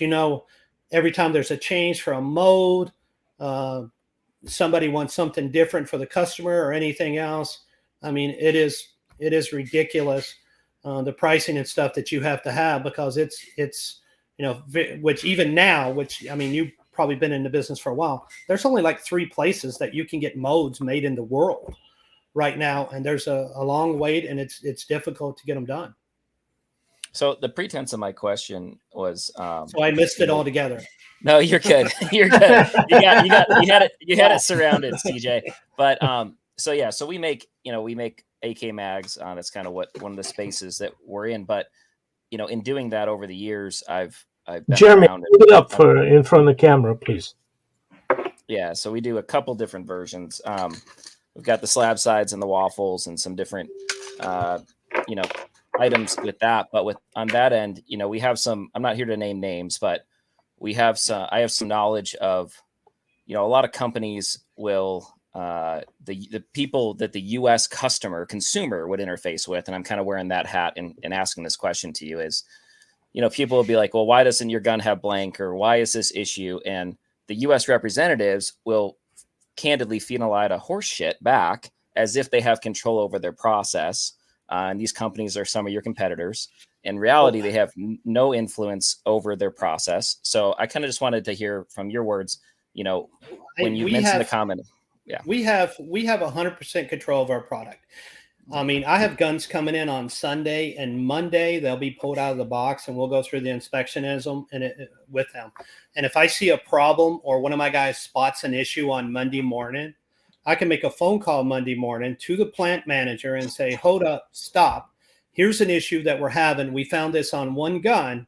So we need to know the production of all the guns with the serial number that has this batch of parts. So one of the things that we do that Marty's seen while he was at the plant is for instance, when we cast a part, we make a part. This goes into a basket, and the basket has a shoe tag on it. So if these parts were all made 9, 12, 24, well, they're all in a basket for that time period, and they stay in that same basket for that time period.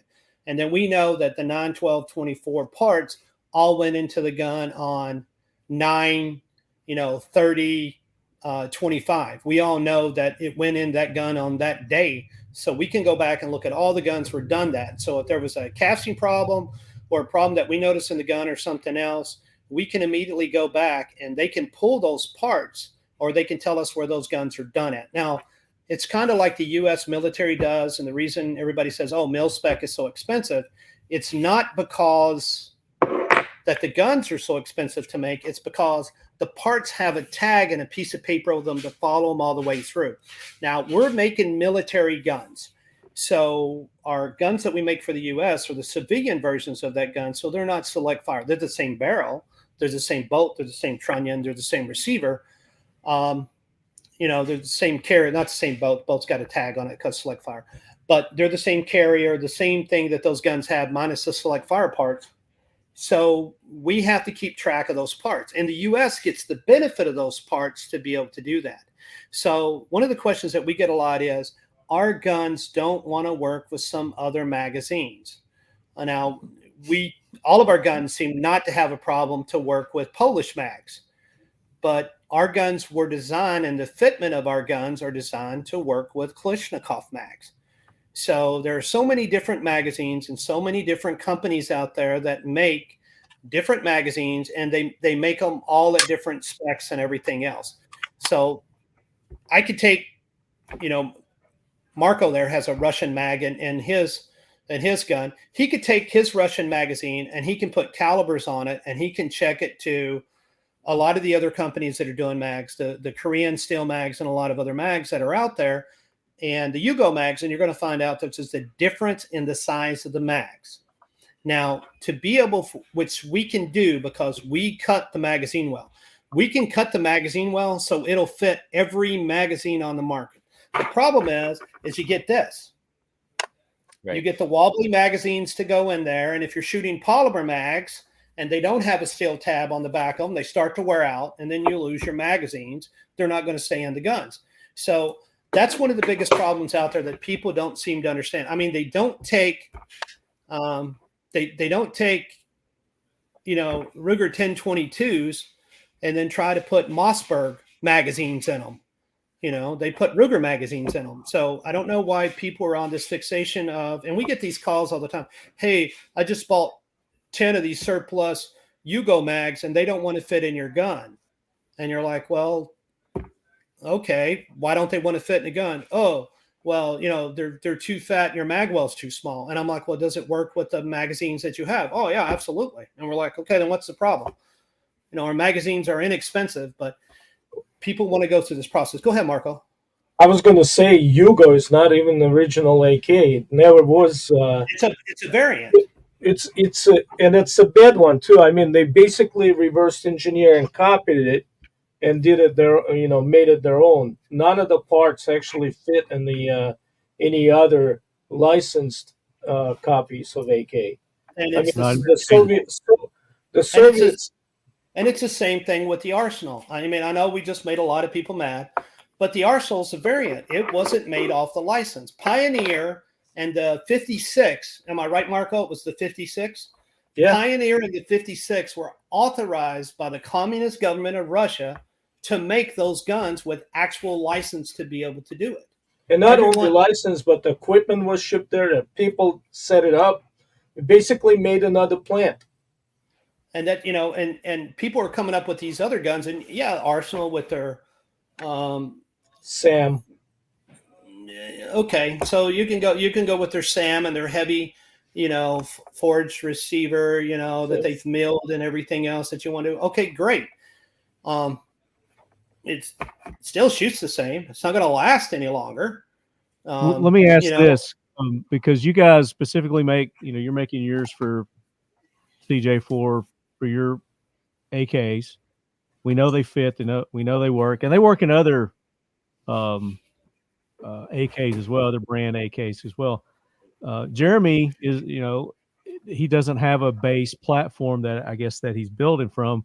Jeremy, when you're building your magazines, what AK model are you using to build your AKs? Well, I mean, one thing that's kind of novel to us in the AK space, I wouldn't say we're the only, but I think we're one of the few where, the core of who we are as a company is we're a developing company.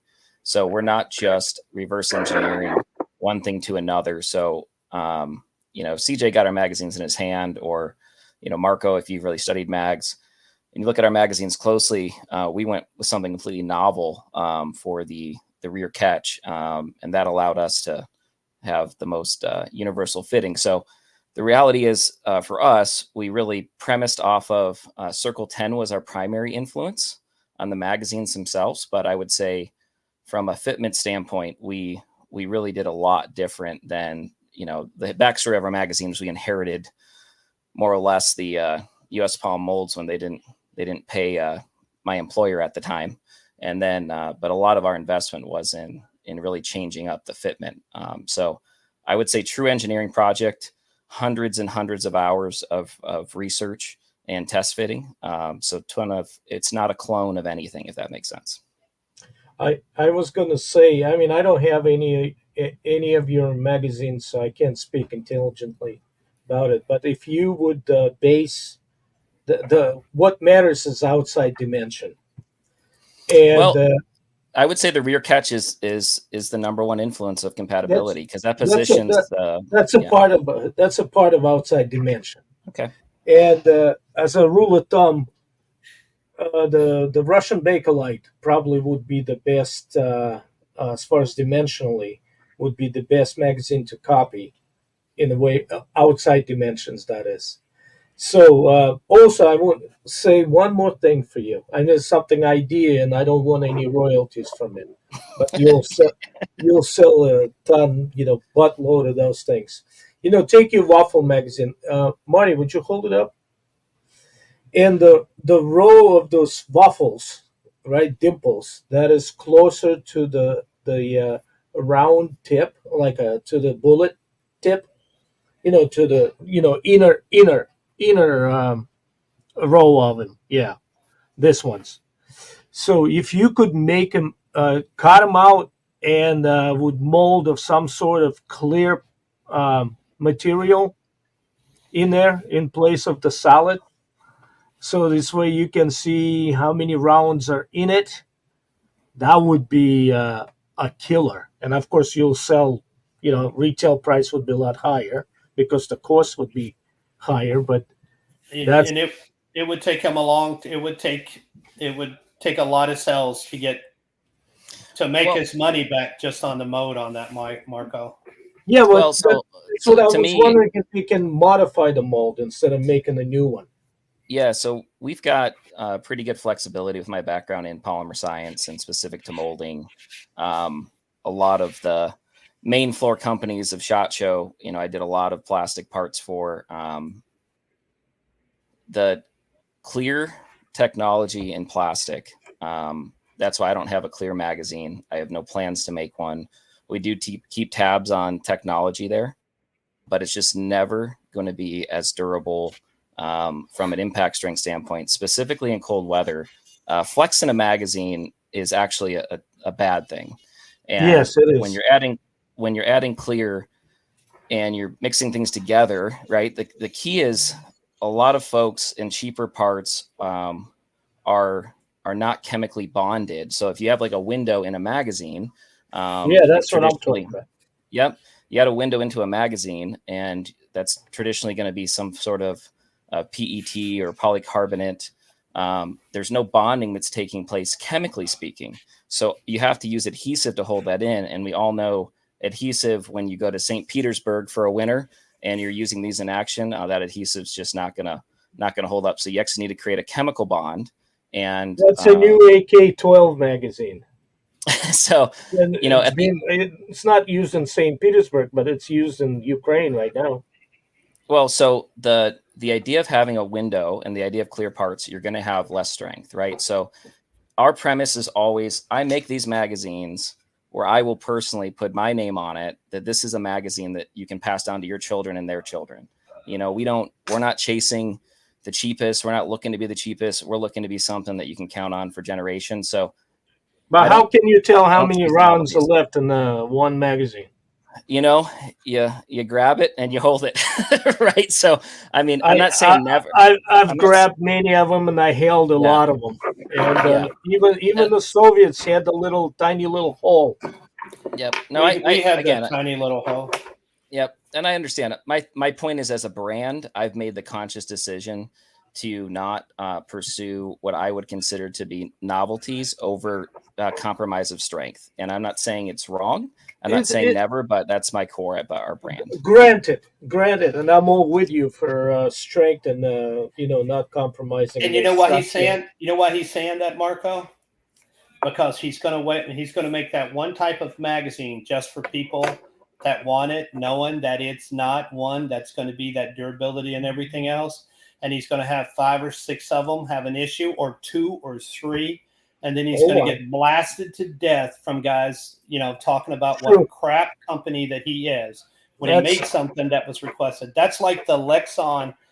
Marty was just showing the clear magazines. We have the ability to make Lexon magazines, which is made out of a clear polymer to be able to do it. Yeah. Right, to make those. Yeah. But a lot of people don't want those, because if you have that magazine and you're in combat and you're in a situation, not only can you tell how much ammo you have, the bad guy can tell how much ammo you have. So you may have 2 rounds left, and he may be able to see that. So, well, that's why you got the side windows and stuff instead of the full clear magazine. I'm not a big fan of the clear magazines either. But like those holes right there, that would help. But they're in the rear that the enemy can't see. Yeah. Yeah, Marco, not in the front like you want them. Like I want them. I don't magazine. I just want them to suspend in some kind of state of magnetism. And we don't really publicly discuss too much, but I mean, there are spots intentionally marked on our magazines. If someone wanted holes in their magazine, we've got some ejector pin marks that you can kind of use as traces that give you some indication of where you're at. Honestly, we let people know that's available, and there's probably 2 or 3 people ever who have done that.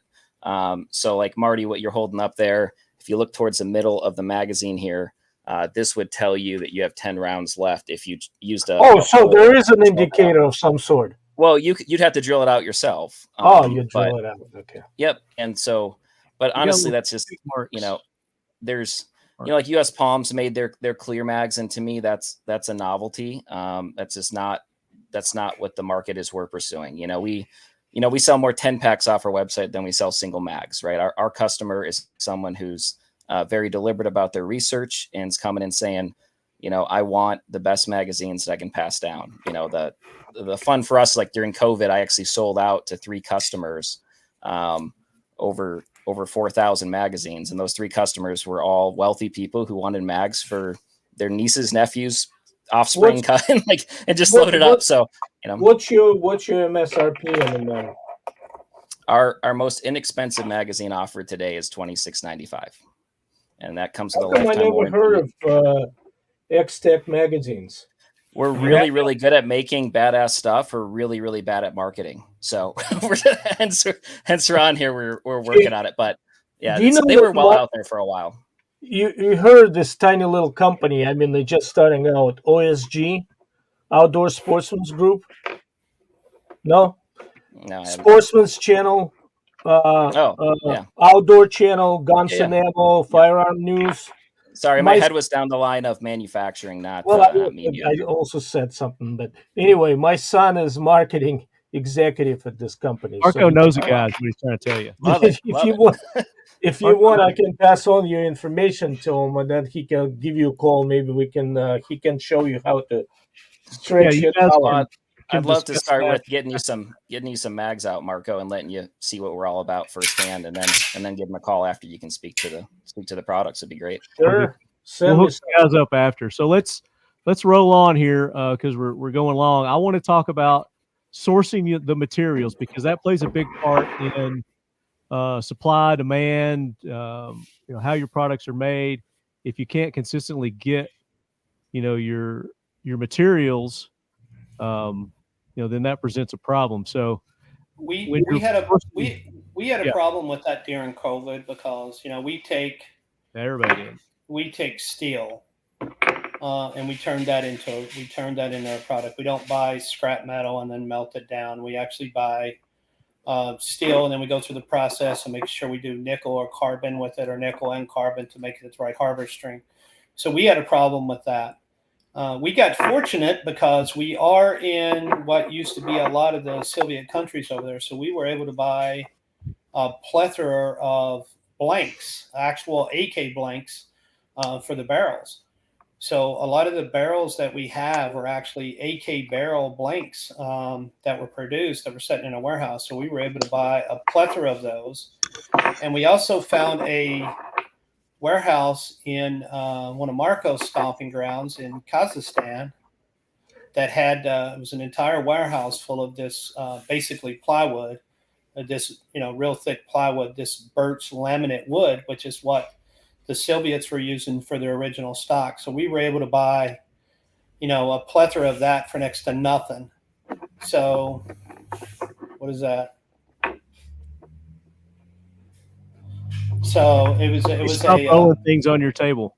Oh, so it's a plethora. We were able to get a plethora of the actual laminate wood and of the barrel blanks and stuff. So that's our material right there. And then we do the magazines, which it's our mode, but the magazines are made by Aeon Plastics, who you've probably heard of. They did Tapco magazines. It was Redmond actually started on the Tapco mags, and that's where he got his experience. And then he did other magazines and stuff. But we have them doing the molding for us so that we have our 922R compliant magazine that we can use here in the States. But we run into the same problems that he's talking about as far as these materials and stuff for the magazines, because it's just not a standard polymer that the magazines are made out of. Right. But you run into sourcing all kinds of the different materials. So you got to have the steel. You guys got to have the laminates, the polymers. You've got to we already have the laminate wood. We make that ourselves. So we already have our own machines. We do our own cutting and stuff on that. Like I said, we wound up with half of our. You got to get that material from somewhere. But right, we already have it. So we bought enough that we can make guns for the next 4 years without getting resupplied on that wood. Okay. And we can make barrels probably for the next 2 years without having to get another barrel blank or anything for that. And the other steel is relatively available because we look ahead.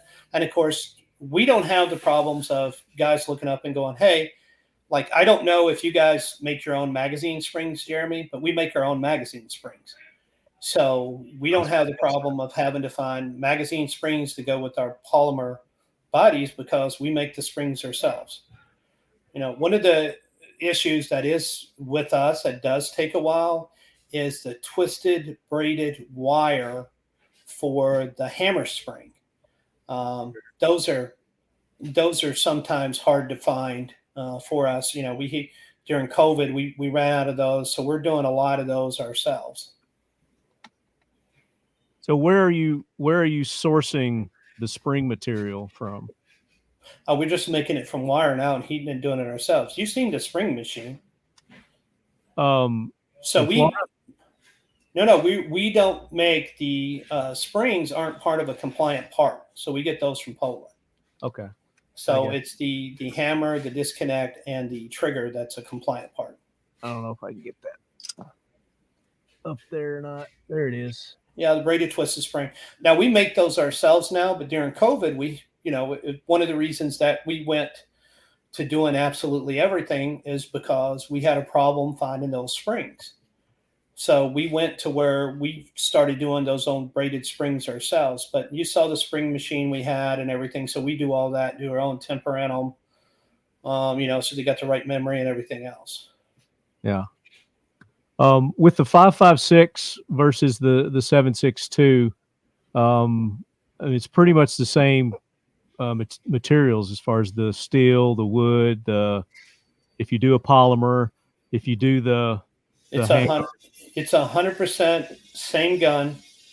The difference is, the chamber. All right. That's it. And the magazine. Well, the magazine's still made out of the same material. The same materials, yeah. Yeah. Is it a different spring for that one than the 7.62 spring? It is a different spring because of how the magazine is shaped. But it's the spring is made out of the same material.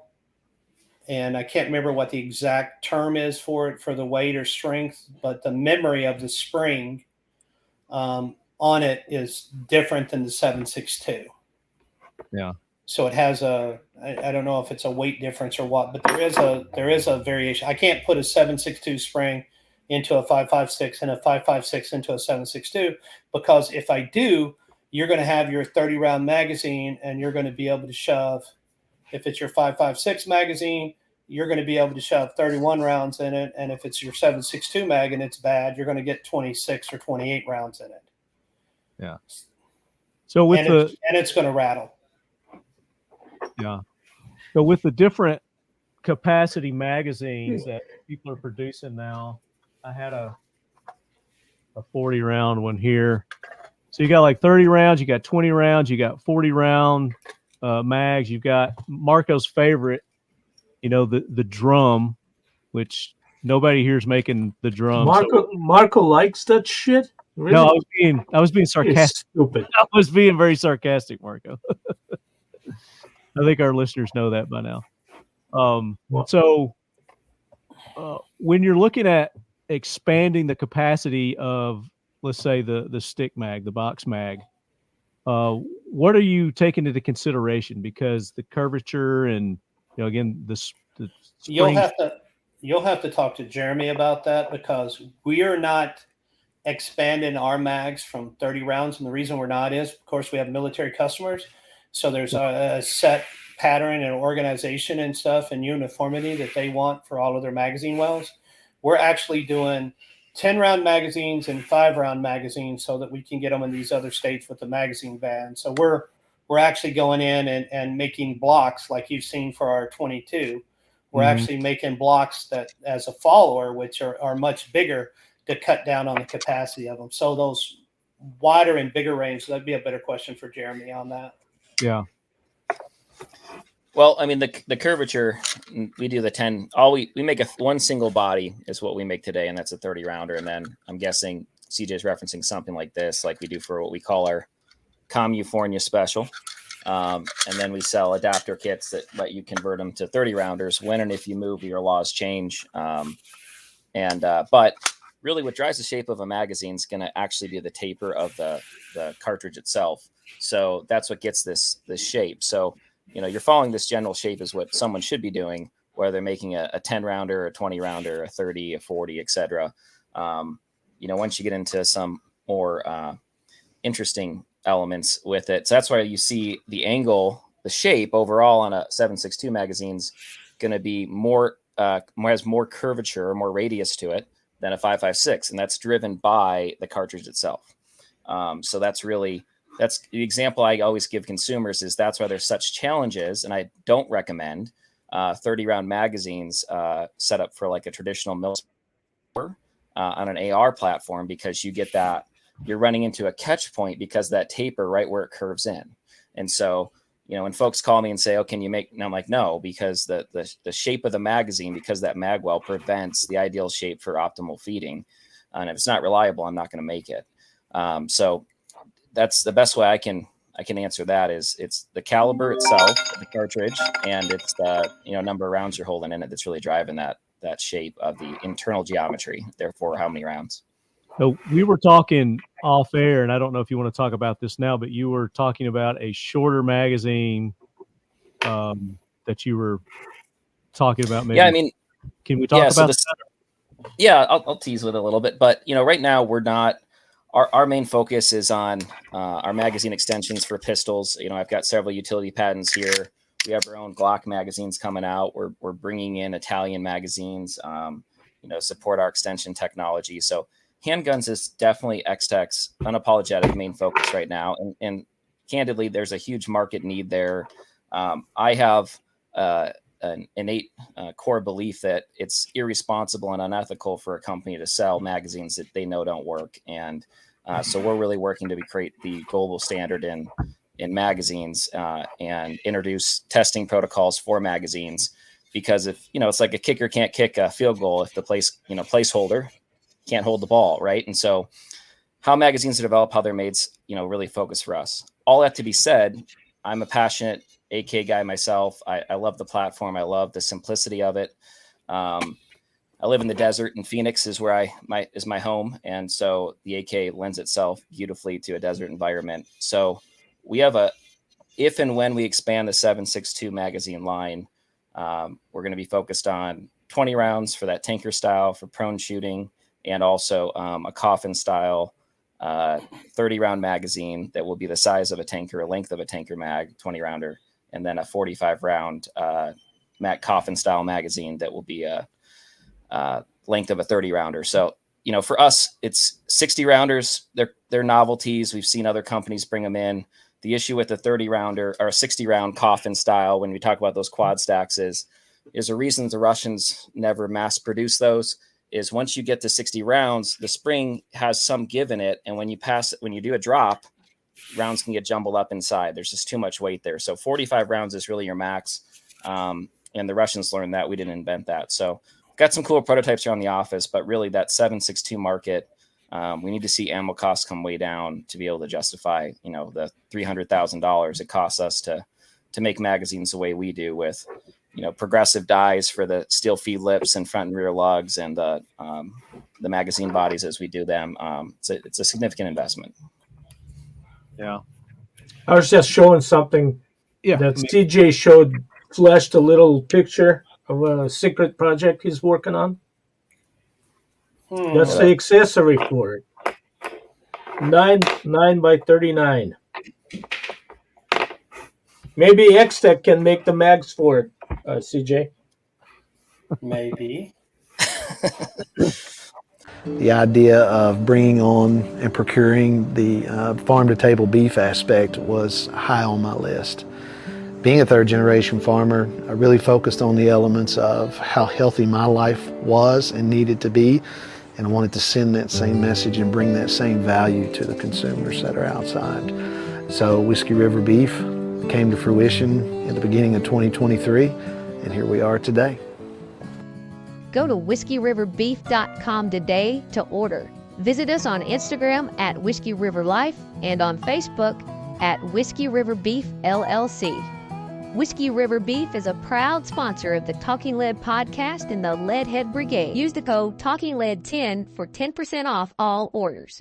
All right, let's get into the listener questions, and then we'll start wrapping it up here. So P-Man asked, does Marco like a nice hardwood stock? Okay. He definitely likes hardwood. So, serious question, I guess. What you mean I have hardwood, but... well, that's because we're talking AKs. But, so nice hardwood stock. Do I like it? Depending on what rifle. How about that rifle? How about that, right? That's a plywood. I'm sorry, laminate.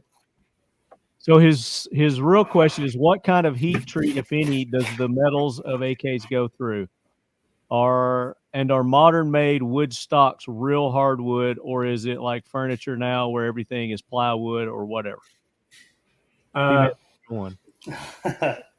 Yes, everything. Yes, the metal has to be heat treated, and part of that heat and treatment process is when we go through the blackening process. Unless you're just doing a chemical process, the blackening process that they have in the U.S. is also part of a heat treatment on it. So that's one of those things where you get into that tricky thing. So if you've heat treated your lower receiver and your rear trunnion, your barrel, and then you build the gun on top of that, and those have already been heat treated, and then you put these other parts on them, and then you want to blacken those parts because you didn't have them blackened beforehand. For instance, this little dude here, if you didn't blacken it beforehand because you wanted to drill it, and then you put this on the gun after it's been machined and everything on it, and you didn't blacken it because you want to drill it, and then you go to put it on that barrel and stuff that has been blackening, then it's got to go through a blackening process, and that blackening process is actually a heat process. And the heat process of blackening it actually messes with the temper that you have of the guns. So it may cause you to have, your barrel bent. One of the problems that we actually had on the introduction of our 5.56, I'll give 1 second, Mark, I don't want to lose my chain of thought. On our 5.56 guns, one of the problems that we had, everybody talked about, was our firing pin. And we had firing pins that, because people went on vacation, they come back from vacation. So the first 5.56 guns that came into the country had a firing pin that had been heat treated twice, which made it brittle. So people were getting about 1,000 rounds out of it or something, which is more than they were getting out of the Berry, actually. But, the Fabriconi fire pin, we were still getting more out of them, but that was a problem where everybody was saying, oh, their 5.56 firing pins are junk, which for those first group of guns they actually wore. That's why, we let the customers know, if you have a 5.56 gun and you have a broke firing pin, we'll send you out a firing pin for free. We'll even pay for the shipping, because we do know that there was, 150 or 175, I can't remember the exact number of those that went out in guns that people did shoot over 1,000 rounds and had an issue with. So we're doing free replacement pins for it. And that's when you get into that hardening process and process of it going over. Now, to go on the hardwood stuff, back in the U.S., a lot of the companies are using some cherry and some other stuff, for their stock. So there are some hardwoods being used, but a lot of the stocks that you're seeing from guns that are coming from overseas that aren't laminated, or you're not going to find that much of a hardwood on, because they just don't have the ability to be able to have those materials there without bringing them in. Yeah, there's no birch growing, right? So yeah, the laminate, the best material for laminate is birch, and there's no birch in most of the, appreciable amount of birch to make this hard laminate in the countries other than Russia, pretty much. And that's why everybody is kind of opting for hardwood or whatever they can get in their respective countries. I was just gonna ask you about that gas block. Does it have the bayonet log on it, or you already casting them without it? This is cast without it. We are going to start doing them with a bayonet log, and we have some guns here that probably, I want to say within the next 60 days, we are going to start converting so that they'll have a bayonet lug on them, that we're actually going to have those here. And also, which I don't know if Marty knew about this or not, I know we talked about it, Marco, the company that we're partners with just bought a ton of ammunition companies. It's a huge overseas company. Ooh. And they just bought a ton of ammunition companies. And one of those companies that they bought makes a 5.45. And so with that being said, we are looking at building because they want 5.45 guns, we're looking at starting to build the 5.45 and selling the 5.45 with a box of ammo per gun. And we're working on that project. We have a lot of projects. Do you want samples of the parts, like a gas block, the front sight? I have it. I can send it to you. We actually have Circle 11 545s. Nice. They So never. we have actual 74s, original ones that were made that we're doing that off of, that we've got with that. Just like the 9x39 that you thought was only in one company in Russia, we have two of them. Yes. We have two of them, one from each company. So we have both of those that we're looking at, and we're working on that. So we have, I've given you guys some teasers today. We do have a lever action 7.62x39 magazine fed AK that's coming out. You didn't see the complete thing with all the other whistles and bells that are on it. That's getting ready to get sent to the ATF. We have this 9x39 project that has been requested for us. So we're in the process of making it and working through that process on it. There's some hurdles on it, Marco, because it's a different beast. And one of the hurdles we have is the barrel shroud. Can I throw something? The guy who was the director general that actually built those things, is a friend of mine. The guy who is in charge of making it into hunting sporting carbine is a friend of mine. And so if you need any help, you let me know. I think we're probably already working with one of those, but if we're not, it probably wouldn't hurt to have him there, because we just had a very famous engineer come on board.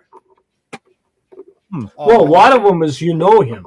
He always sends me saying, if you see CJ or if you talk to him, tell him I say hi. Piotr? Yeah. Okay. Yeah. Yeah. There you go. All right. Let's move on to the next question. So there's several questions about the heat treating and the hardness rating. Brett Badal wants to know, has anyone compared hardness ratings of imported versus U.S. components? Well, we have you go off the Rockwell scale. We actually have a hardness tester that we have here. Yeah. If I knew we were going to be asking questions like the next one we do, I can actually bring the hardness tester and show you how that we test that and stuff. Okay. Yeah, that'd be cool. To be able to do that. But we do that. But there's a company here in Florida, which not only they do us, but they've done a ton of other gun manufacturers that we have in Florida. It's local, and it does all of our blackening and hardening. And they're now, CJ, the specs are gonna vary based on the part method of manufacturing, etc. Right? You're not going to look for one uniform hardness for every metal part. It's totally unique. No, yeah, you go off because the parts have to have it. I mean, I'm not going to go off the same hardness for this, which sets on the barrel, that I am off of this, which is dust cover, which is taking on, or this. I mean, some of those stuff we're not looking at. Of course, the big things that you're looking at, of course, is the barrel. You're looking at the trunnion, and you're looking at the boat, and you're looking at the carrier somewhat, because that's really the interlocking is the boat and the lugs and that front trunnion. That's where you get your locking at, and that's where all your force is at, and then on the barrel. Everything else is kind of important, but it's not at that dangerous point, because, I mean, the rails and your receiver is pretty close to the thickness of your dust cover, and the rails that the boat rides on, it's the thickness of your dust cover. I don't have these exact specs with me. I could pull them up and we could sit here and talk 0.001 millimeters and all this other stuff. But you're absolutely right. There is a difference hardness that everything has to be on. And there is the Rockwell, which for our items, they have to be within this area to that area for them to be safe for us to be able to use. So B. Hurst was asking about the Rockwell hardness.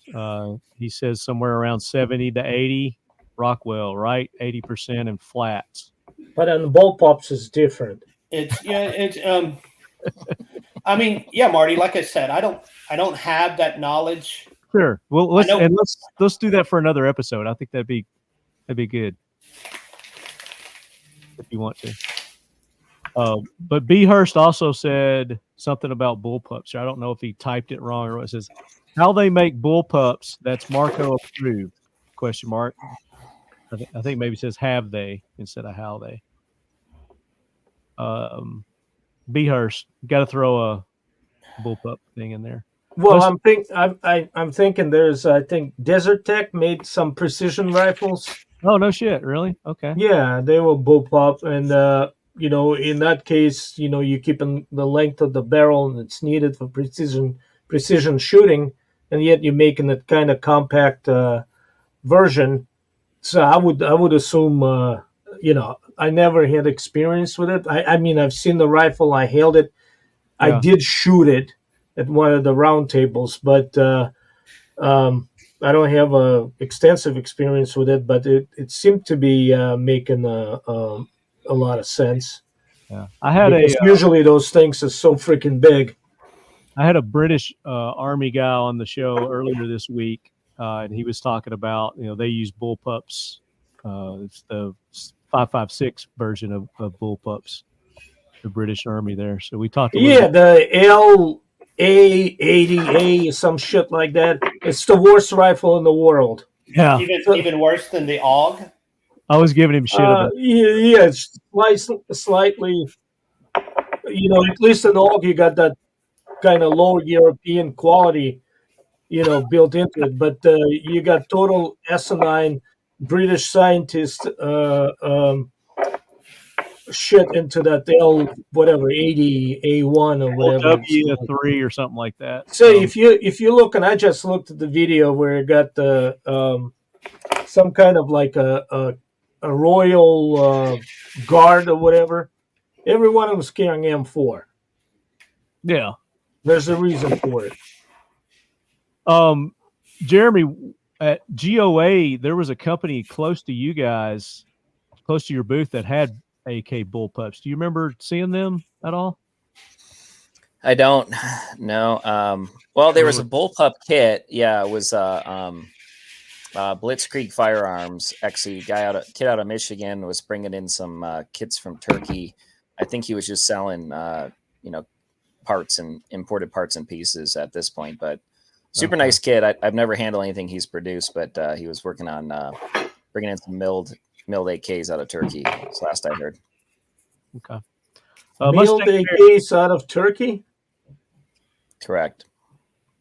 Whoa. No. Red flag. Mustang Theory, are all of the wood pieces CNC cut in modern times? How has the process of the wood furniture manufacturing changed over the years? Is there anything about manufacturing an AK that has become more difficult over the years, maybe due to regulations excluding bakelite? Yes. Simple answer. All of the wood now is cut on CNC machine. Well, it's a wood CNC machine. It's your not EC400 or mini mill, but they're all cut with a pattern, just due to the fact of the time it takes to be able to make them. To be able to go through that process, we can knock them out a lot quicker. The materials, because the very, very first AKs and stuff, and even the Car 98s, the stocks were dunked into boiling oil to be able to get them so that they had their hardness and their protection and everything else. And then they went to this lacquer that goes on them, and that lacquer is like illegal in the world now. That hurt, Marco? It sounded like an elbow. It sure did.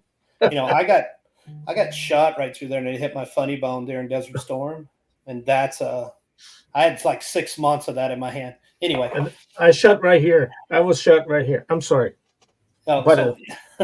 Anyway, we're sorry. We'll have to get on that one a different time. So the varnish and stuff is really hard to get. Like, people want us to do, we get stocks in, and they're like, oh, hey, we want to touch up, or we want like the 12 series and stuff. They were like this darker cherry, almost a red varnish on the guns, and they don't make that anymore. So it's difficult to be able to find it, to be able to do those materials, and to be able to do it. Go ahead, Marco. So I tried to do, in preparation for this prototype, I tried to strip your standard, varnish, and then tried to play around, make it little reddish and stuff, and covered it and soaked it and whatever. I mean, covered the stock with it. And at the end, I got it exactly the same color as the original one. And the only difference I did was I shellacked it. You get the shellac that you can get the old varnish cover, and I did 2 coats of that and kind of made it shiny, more like the Soviet style, but the color was exactly the same what you have. So to answer your question, Marty, the lacquer, as far as getting the original color stock and stuff down, is a problem. One thing we've already discussed, the magazine well, because I mean, you used to get, 1 of 4 types of magazines. They were a communist country, and they were either a Bakelite or they were a metal, and they were all off of a Kalashnikov pattern or close to it, and the magazines all fit. And then everybody that decided that, since Magpul got into the business, everybody that thought that they could go in and make magazines started making magazines off of that. And then the rail on the side, the optic rail, the problem with that is we built ours to fit Kalashnikov type optics, and then everybody and their brother has built different optics and different rails to go on here. So it's royally screwed or RS optic mounts, or a Kalashnikov one to fit. So yeah, there has been some changes and some challenges for that. PPRN, do the bolts need to be headspace for each individual rifle? Yes. Nikolai Aplanap, what is the most critical part of the assembly process? Also, why is the riveting process lost on so many manufacturers? They don't understand that the rivets have to be pre-dimpled before you put them in. I mean, that's what you get the good seat out of it. So, for instance, here you can notice that this one has not been it's not countersunk. Yeah. So it's got to have that little bevel for the countersunk. If not, it causes you're going to have a problem with the receiver when you put it on. So that's one of the things that they're lost on. And what was the other question? I think that was it. You asked that one. And I think he was asking why the other manufacturers of other guns are not using riveting process. Oh, the other thing was the hardest part of the manufacture. The hardest part of the manufacturing, that if you mess up, you're screwed, is pressing the barrel. You got to get the barrel. The barrel has to be right inside the trunnion. Everything else you can work with. You can work with the rails. You can adjust headspace and timing. But that barrel into that trunnion is the most technical and difficult part of putting an AK together. Yeah, I would say so. Would you agree, Marco? Yeah, 100%. Midwest Savage, nitride or chrome lined? What barrel holds up better over time and provides better accuracy, Marco? All right. Okay. So the original AK barrels were not chrome lined; they were just a raw steel, and it achieved the desired accuracy. But when it starts, obviously the corrosion and the the corrosive primers and everything took a toll on after so many thousands of rounds, which wasn't that much. So they decided to chrome plate it, made it, cover it with a hard chrome. And what it did was it reduced the accuracy, but it prolonged the service life of a barrel. So the chrome started to crack after 40,000 rounds of fired. So as we progress, right, we get the new technologies and stuff available to us, or the old technologies become cheaper with the new equipment. So I would, I would, just like a traditionalist in me would say chrome, but I would not have a problem with nitrite. To add to that, nitrates gives you more accuracy, but it doesn't last the long life of the barrel. But what he was talking about chrome, once the chrome starts cracking and stuff, or you have a problem with your chrome, either on the crown or something else, your barrel is trash. You can't re-chrome a chrome barrel. It's done. Nitrite, you can re-nitrite that. And the biggest change was the corrosive ammo and stuff on it. So whether you have a nitrided barrel or you have a chrome barrel, if you don't clean it after shooting corrosive ammo, you're going to destroy both of those barrels. Okay. And let me just make this disclaimer. And when CJ says clean it, it doesn't mean to fill up your bathtub with ballastol, or whatever it's called, or dip your gun into a 50-gallon or whatever it is, the drum full of diesel fuel. It literally means taking your regular cleaning kit with the solvents and oils and just clean the gun, period. Just like the doctor prescribed. Seal 1 is a good option. T. Hayden 83, another AK Corner episode. Woohoo! Hope everyone is well. I've heard a lot over the years that trunnions are some of the most crucial parts, specifically avoiding anything cast. Myth. My question has to do with S7 tool steel. Is it an actual upgrade or is it just a gimmick in your guys' humble opinion? Also, how critical are the trunnions compared to the rest of the parts? Thanks again for the great podcast. Every trunnion is critical, but not as important as the front trunnion where the bolt locks in, because it handles all the pressure to go up with it. I'm not familiar with that type of steel that he's talking about there.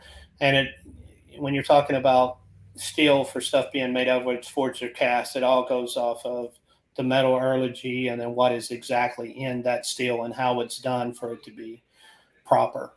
Yeah. Well, there's another manufacturer that's claiming they use this type of steel. So I think that was his whole point in the question.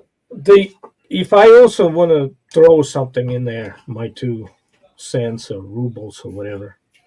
Right. The thing is, like, people talking about all this trunnion cast versus forged using a certain steel versus the other.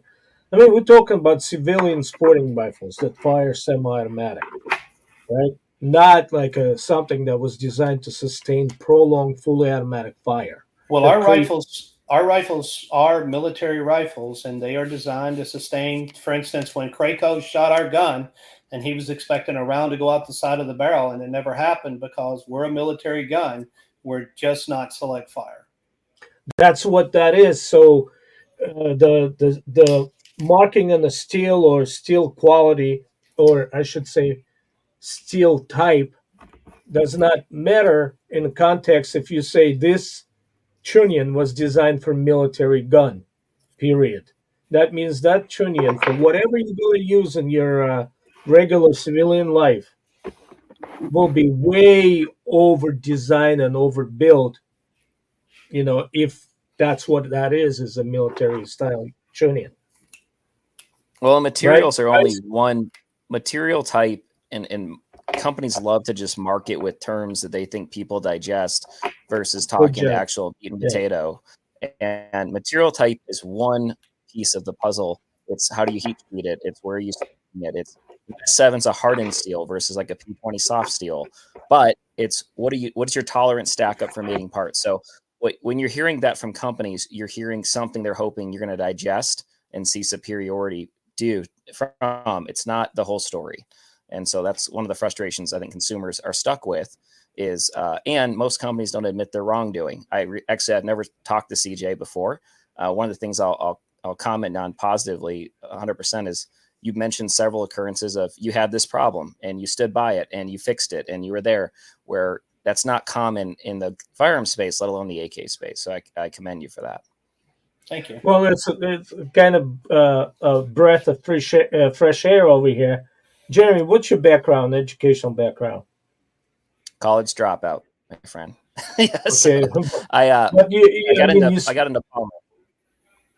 There's two. I'm a mechanical engineer, so there's two kind of like columns, right, on which the mechanical engineering built on. One of them is the resistance of materials, meaning how the materials actually react when the force is applied and where it's applied and so on and so on. The other one is the theory of material, basically what it consists of, what it's made of. And that's why China will never rule the world, is because they've forsaken that particular part of engineering. They build everything out of shit. Yeah. And so that's why it's important to know all that stuff. But however, some of the companies using the flashy kind of like not slogans but marketing ploys, saying, "Oh, our tunion's made out of S1 steel or whatever." 99% people, or maybe more than 99% people, wouldn't even fucking know what that means, but they gobble it up, saying, "Oh, it must be special." You know what I'm saying? Well, And then if you don't, if you never sell a bad part, you haven't made enough, right? And I think CJ would echo that statement. It's what you do when something's wrong, and if you get a way to make something better, either acknowledge to people why you haven't, or just be honest, I guess, is my takeaway. And that's my frustration in the space, as someone who worked with dozens, plural, of large companies in the space for years, is if you can make something better, do it, or tell people why not. Don't lie. Don't. Yeah. And a lot of these importers in the AK space, they pretend that they have control over their factories when they don't. They act like they speak on behalf of the people making it. They don't. They respond as if, with no merits to actually be able to drive and control their process. All right, last two questions here, and then we're going to pick winners and wrap it up. The dude grows fire. Is the plant in Poland hiring? Searching for employment in Poland? Yes, we're always hiring. It depends on the skill set that you have and whether you'll show up to work or not. What about the plant in Florida? Depends on what your skill set is and where you're located at. And the last question I'm going to read here, Jerry Black wants to know, when is Marco going to have a build class for AKs? Somebody organize it, we'll do it. Well, and oddly you should say that, Pioneer Arms is getting ready to do a armorers class where they will go through and do a 922R on their gun and be able to keep the rifle that they do the 922R on. That class we're getting the materials and stuff set up for that now, and that class will be held in the future. There you go. Awesome. I would like to sign up for that. I think Marco is probably going to be the senior instructor for the first class. I'm open. I'm definitely there. If we can afford it. All you got to do is feed me. That's about it. You eat a lot, Marco. Lots more questions. No, I don't. I lost 44 freaking pounds. Good job, Marco. Eating MREs? Well, I'm sorry you found me you caught me in the moment of my weakness. Of your weakness. Because you schedule all this stuff based on CJ's meal intake, saying after CJ comes back from lunch. CJ had half a large pizza from Domino and half a box of Domino's pizzas and a Mountain Dew. Marty's had nothing. So you jacked up in Mountain Dew?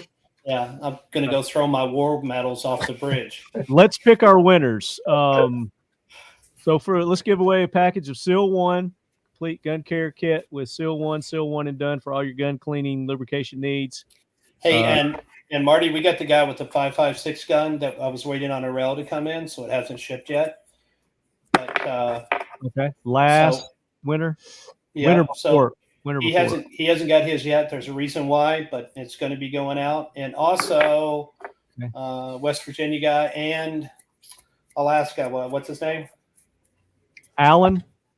Make sure that you get your FFL information in so I can send you a nice bolt or a nice rifle for you to shoot fish off your boat with. That's perfect. I love that. All right, so Seal 1 and done. Do you guys have anybody in mind that you want to award that to from the questions that I read? Anything coming up? Or are we going to go random? Let's do random because all the questions were good and there weren't that many, actually. Well, I didn't read them all. We were just running out of time. So let's do a random then. Okay. Pick a number between 1 and 30. 23.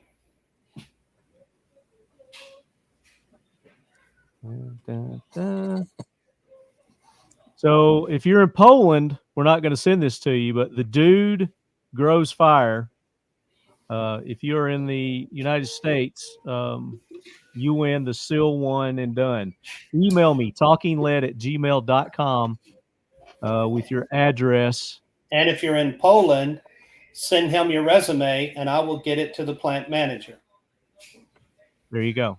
Bam. How about that? Both ways. Next prize for Mission First Tactical, we're going to do season 6 dump tray. Because I'm not afraid to let somebody go to see the factory and the truths that we have. So we got videos on it. So, yeah. It's upside down, Marty. No, it's not. Oh. It's not. Do you know where that original, you know what that means on that rifle when you hold it up that way? Friend. Marco knows. You told us that already. Damn it. all of my secrets. All right. So pick a number, CJ. Well, I already picked 23 for my Blackwater team of 2-3. So we will pick 3-4, my Bradley bumper number. Or we were going below 30? No, that's good. Okay, 3-4. And then I'm also going to throw in a 7.62 muzzle device adapter with that so he can put a 30 cal suppressor left to right hand and a 5.56 left to right hand on there. On what? On that package that goes out there for this guy here. I'm going to throw that in there for another giveaway. For the whoever gets that's going to get 2 muzzle adapters. Okay, there you go. So Gerald Link. Oh. Gerard Link. Why is it so difficult to build them at home with only hammers to work with? That's why you gotta get a press. You can't hammer your freaking trunnion in. I mean the rivets. That is. Yeah. Well, he could. I mean, if there's a wheel, there's a way. I'm pretty sure. he could. There you go. Email me, Gerard, talkingled@gmail.com. You're going to win the things that CJ just said and this tray. So email me what you've won also so I know what you have won because I'm not going to go back and listen to this episode and figure out what all you've won. So, because I'm going to ask him because I'm not keeping count. Yeah, there you go. And then are we going to do a Pioneer Arms Corps swag pack this episode? I have the T-shirts in. Okay. So we'll do that last. So next one we'll do the XTECH. You're going to do the Rotten Banana mag, right, Jeremy? We actually call it the Rotten Banana clip because it's wrong. So I prefer to, just for clarity, be wrong the whole way. Yep. Just be all Rotten Banana clip. So do you want to, like, one of the questions we had, or you want to do rando? Let's go with Rivet Man because I think that's a question that a lot of my customers always ask us as to AK quality. So that's a well-reflected question. Okay, let me go see who asked that. Rivets. Hey, Marco.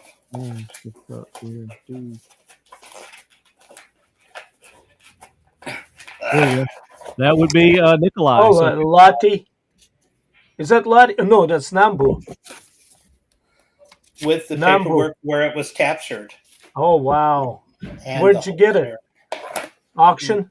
Let me finish this and we'll talk about that. So, Nikolai, email me, talkingled@gmail.com. I'm going to forward your info on to Jeremy, and he is going to send you one of these Rotten Banana clips. And then finally, for the Pioneer Arms T-shirt, hat, patch, swag package, you want to do rando or do you want to? Steve. Find us Steve. The first Steve you come to. Is Shep Guns close enough to Steve? Not Harold? Steve. That's my dog's name. Stupid Steve. Shep Guns is the closest thing I have to a Steve. All right. Shep Guns it is. All right.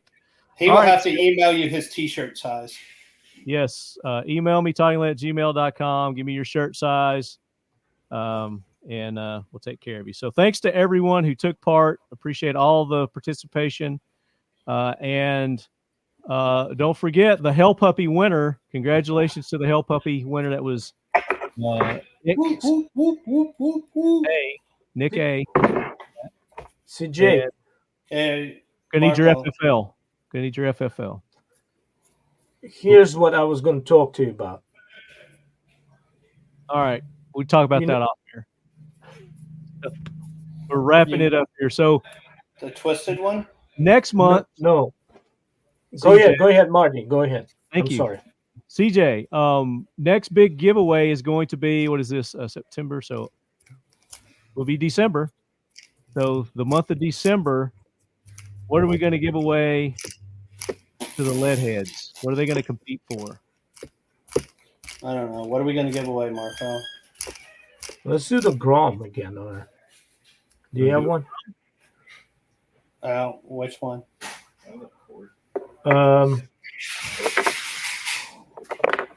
Under folder. I think you should give away just a Sporter 762 by 3.9. I don't think we've given away one of those. Just a straight wood 762 by 3.9. Or just a regular Sporter? Yeah. That's the most popular gun in my neck of the woods. Haven't done one of those yet. Is that the last episode? Is December? That'll be December. That'll be our finale. Yeah. Christmas time, everything. Maybe we'll give 2 guns away. You know, we haven't done a PM63 yet either, and you said you were going to give away a PM63. Did I say I was going to give away a PM63? You did. I don't think we're making them anymore, and I don't know if I could find one or not. I don't know if you got one squirreled away. Be able to do that with. I did order like 4 of them, but somehow I was denied. Because we don't make them anymore, Marco. But I might have 4 around, maybe 5. Okay. I'll take them. I'll take them all. Of course you would. Except for the one. Why are we going to give this cool guy named Steve that's wanting to win one? Okay, well, I'll take whatever you got -1. So what do you? We don't have to decide now. We can make the announcement next episode. How about we do that? Yeah. All right. What do we want to do? How about we just say this? And I'm going to emphasize this: the shit you're going to get in December is going to be awesome. Best yet. How's that? There you go. I like that because we give away cool shit here on the Talking CJ, Oprah got nothing on you, man. Nothing. Not even close. Because you don't have to pay taxes on mine like all the people with the car had to pay like $10,000 in taxes. Yeah. Exactly. I keep on checking under my chair to see if I find something taped over there. But nothing. All right, guys, that does it for this episode of the AK Corner presented by Pioneer Arms Corp. Make sure you go visit their website.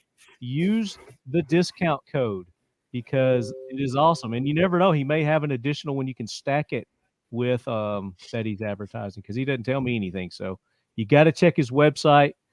They sell the firearms there. They're the blim models. If you don't see the one you're looking for, contact them because they may have one in stock. If not, you can always go to Classic. You can go to Atlantic. Discount code don't work there, unfortunately, but get what you get. Plus, if you go to their website and use the code, you're going to get 2 extra mags with your order. If you call Jacob at customer service and don't act like an ass clown, he will take care of you. Just don't be an ass. He is awesome. He is awesome. Don't be an ass clown. If anybody calls him as an ass clown, let me know, and I'll make sure we block him from the show. But all our listeners are awesome. They're not ass clowns here on the Talking Lead podcast. You know, we may do a giveaway of a gun that's already been fully accessorized with aftermarket parts. I'm gonna get off here before CJ gives away the house. So, lead heads, until next month, be paying attention. Watch our social media. Follow us. Jeremy, thank you so much for taking the time to be on. Everybody go to XTECH's website. Follow them on the social medias at XTECH Tactical. It's XTECH Tactical. Same thing with their website. And they do more than just AK mags. Talk about all the other mags you do. We've got easy loading AR mag, M&P full-size mags, magazine extensions for SIGs, M&Ps, soon to be Taurus, Canic, working on 2011 mags. So we'll have, within 3 years, we'll have about 60 different pistol magazines out. So that's really our main focus. But Glock is the big, we've never sold a Glock SKU to date, We have 31 coming out this year and about another 25 coming out next year. So we're positioned to be the king of Glock. It's really excited for that. It's going to be an exciting year. I wish you would do the extension for Archon Type B. Okay. Marco, what have you got going on? Anything new and exciting coming up that the lead heads need to be aware of? He's got a armor's class he's teaching in Port Orange, Florida coming up. He also has his book. You can go to Amazon and get Marco's book, AK-47, Survival and Evolution of the World's Most Prolific Rifle. By the way, all people here present, October 29th, we're going to have our annual ROTC training for Wolverine Battalion for Southeast Michigan. That'll take place in Toledo, just outside of Toledo. So both CJ, Marty, and Jeremy all invited. Oh, cool.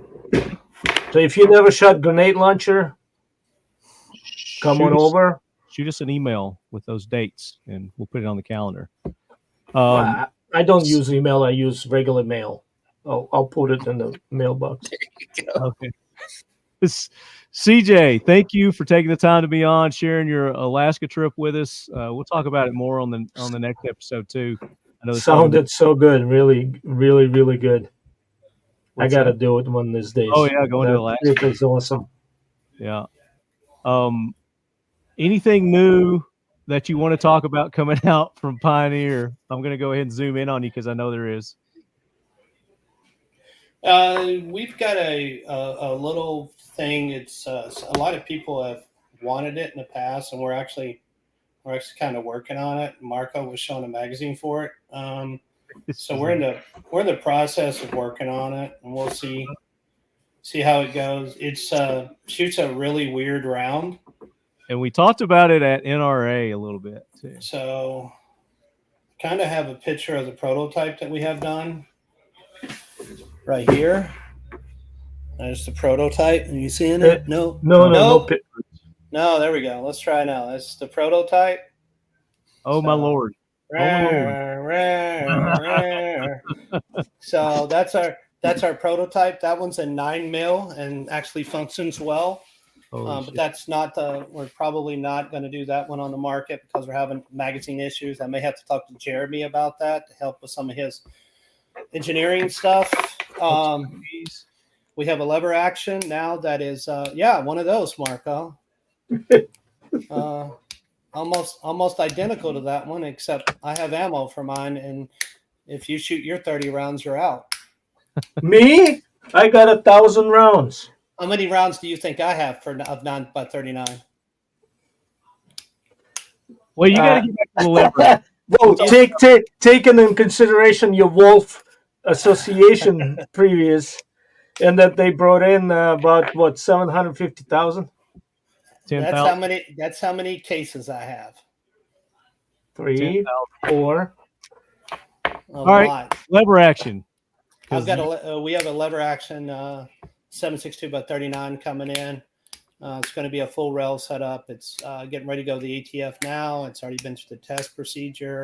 Did I show that video on here? Were we live when I showed the video? I don't think you were. Let's Yeah, the lever action. You did. Let's show it again. That'll be a good one to end on. Lever action. I don't know if I can see it or not. And then you did show it. You got any shows or anything you're doing, events towards the end of the year here? We're trying to get something set up for September to do a shoot, and we're actually going to bring some lead heads in for it. But everything's underwater down here. It is today here. So we're having a little bit of problem with the water issue and trying to get it to be not a water issue. Are you going to go to NSGAW? I will be at NSGW in Kansas City for a day or so. Okay. Marco. Is that the lever? That's not the lever. That's an engine. It's something different. That is a 393 stroker. Getting ready to go into my Shelby, Dakota. I was just showing Marco. Put it on Xterra and let me drive it. Marco, we're actually kicking this idea around because we've had Don't do requests it. for it. We've had Don't requests do it. for it. Don't do We've it. had requests for that. Oh, don't do it. E. Hurst is going to be happy about that. Oh yeah. He'll be the only one. Okay, so anyway, we got this really kick-ass lever action gun that we're doing that I can't find right now. That we got test fires and stuff on it, and I had a good video the other day of them shooting, but we were FaceTiming when they were shooting, so I didn't save it. Is it 7.62? The of what? The lever action is 7.62 by 39. Awesome. That's just. So that'll be coming out. Of course, you'll be able to change. It's going to have a full rail on it, so it'll have a full rail on the front. And that's a magazine fed, right? Regular magazine. AK mag. Yeah, regular 7.62 by 39 magazine. Okay. Well, that's all right. We'll get it next episode, or you send it to me, and I'll post it up on the social media to let everybody see that. But Leadheads, again, thank all our sponsors. Seal One, Mission First Tactical, and of course Pioneer Arms Corp. Couldn't do this without you guys. Greatly appreciate it. I know the Leadheads are very appreciative, especially of your generosity. They send me emails constantly, thanking, and they're showing their appreciation. So we're getting ready to update our website and change it. So we're going to have a different website. The name will be the same, but it'll be it's much more user friendly for you guys to be able to use and stuff with that. And once again, we do have our specials on there, and if we don't have something that you guys are looking for, just let us know, and my customer service guy Jacob will make sure that you're taken care of. Even if it's one we don't have on the site, he'll dig it out for you. There you go. Don't be afraid to call them or email them to get in touch with them. So that does it for this episode, Leadheads. Again, thank you so much. And until next month, be paying attention, watch our social medias, because you never know what CJ is going to offer next. So we are out. Pioneer Arms Corp USA is a proud sponsor of the Talking Lead AK KONRER and the Leadhead Brigade. Outtakes, outtakes, outtakes. Share. But back to you, CJ, about the MREs and looking at it as with the gagging and shit. Yeah, every time we were outside the wire for about a week to 10 days, and sometimes 2 weeks, you can't look at it anymore. Yeah, I can imagine. There's only so much cold herring you can eat out of a bag. We didn't have herring, but we had sardines. But anyway, once you get back to base, that blue herring, boiled herring, and the blue potatoes, then after about a week of that you can't wait to go again outside the wire just to taste some of the MREs. So it was back and forth. All right, here we go.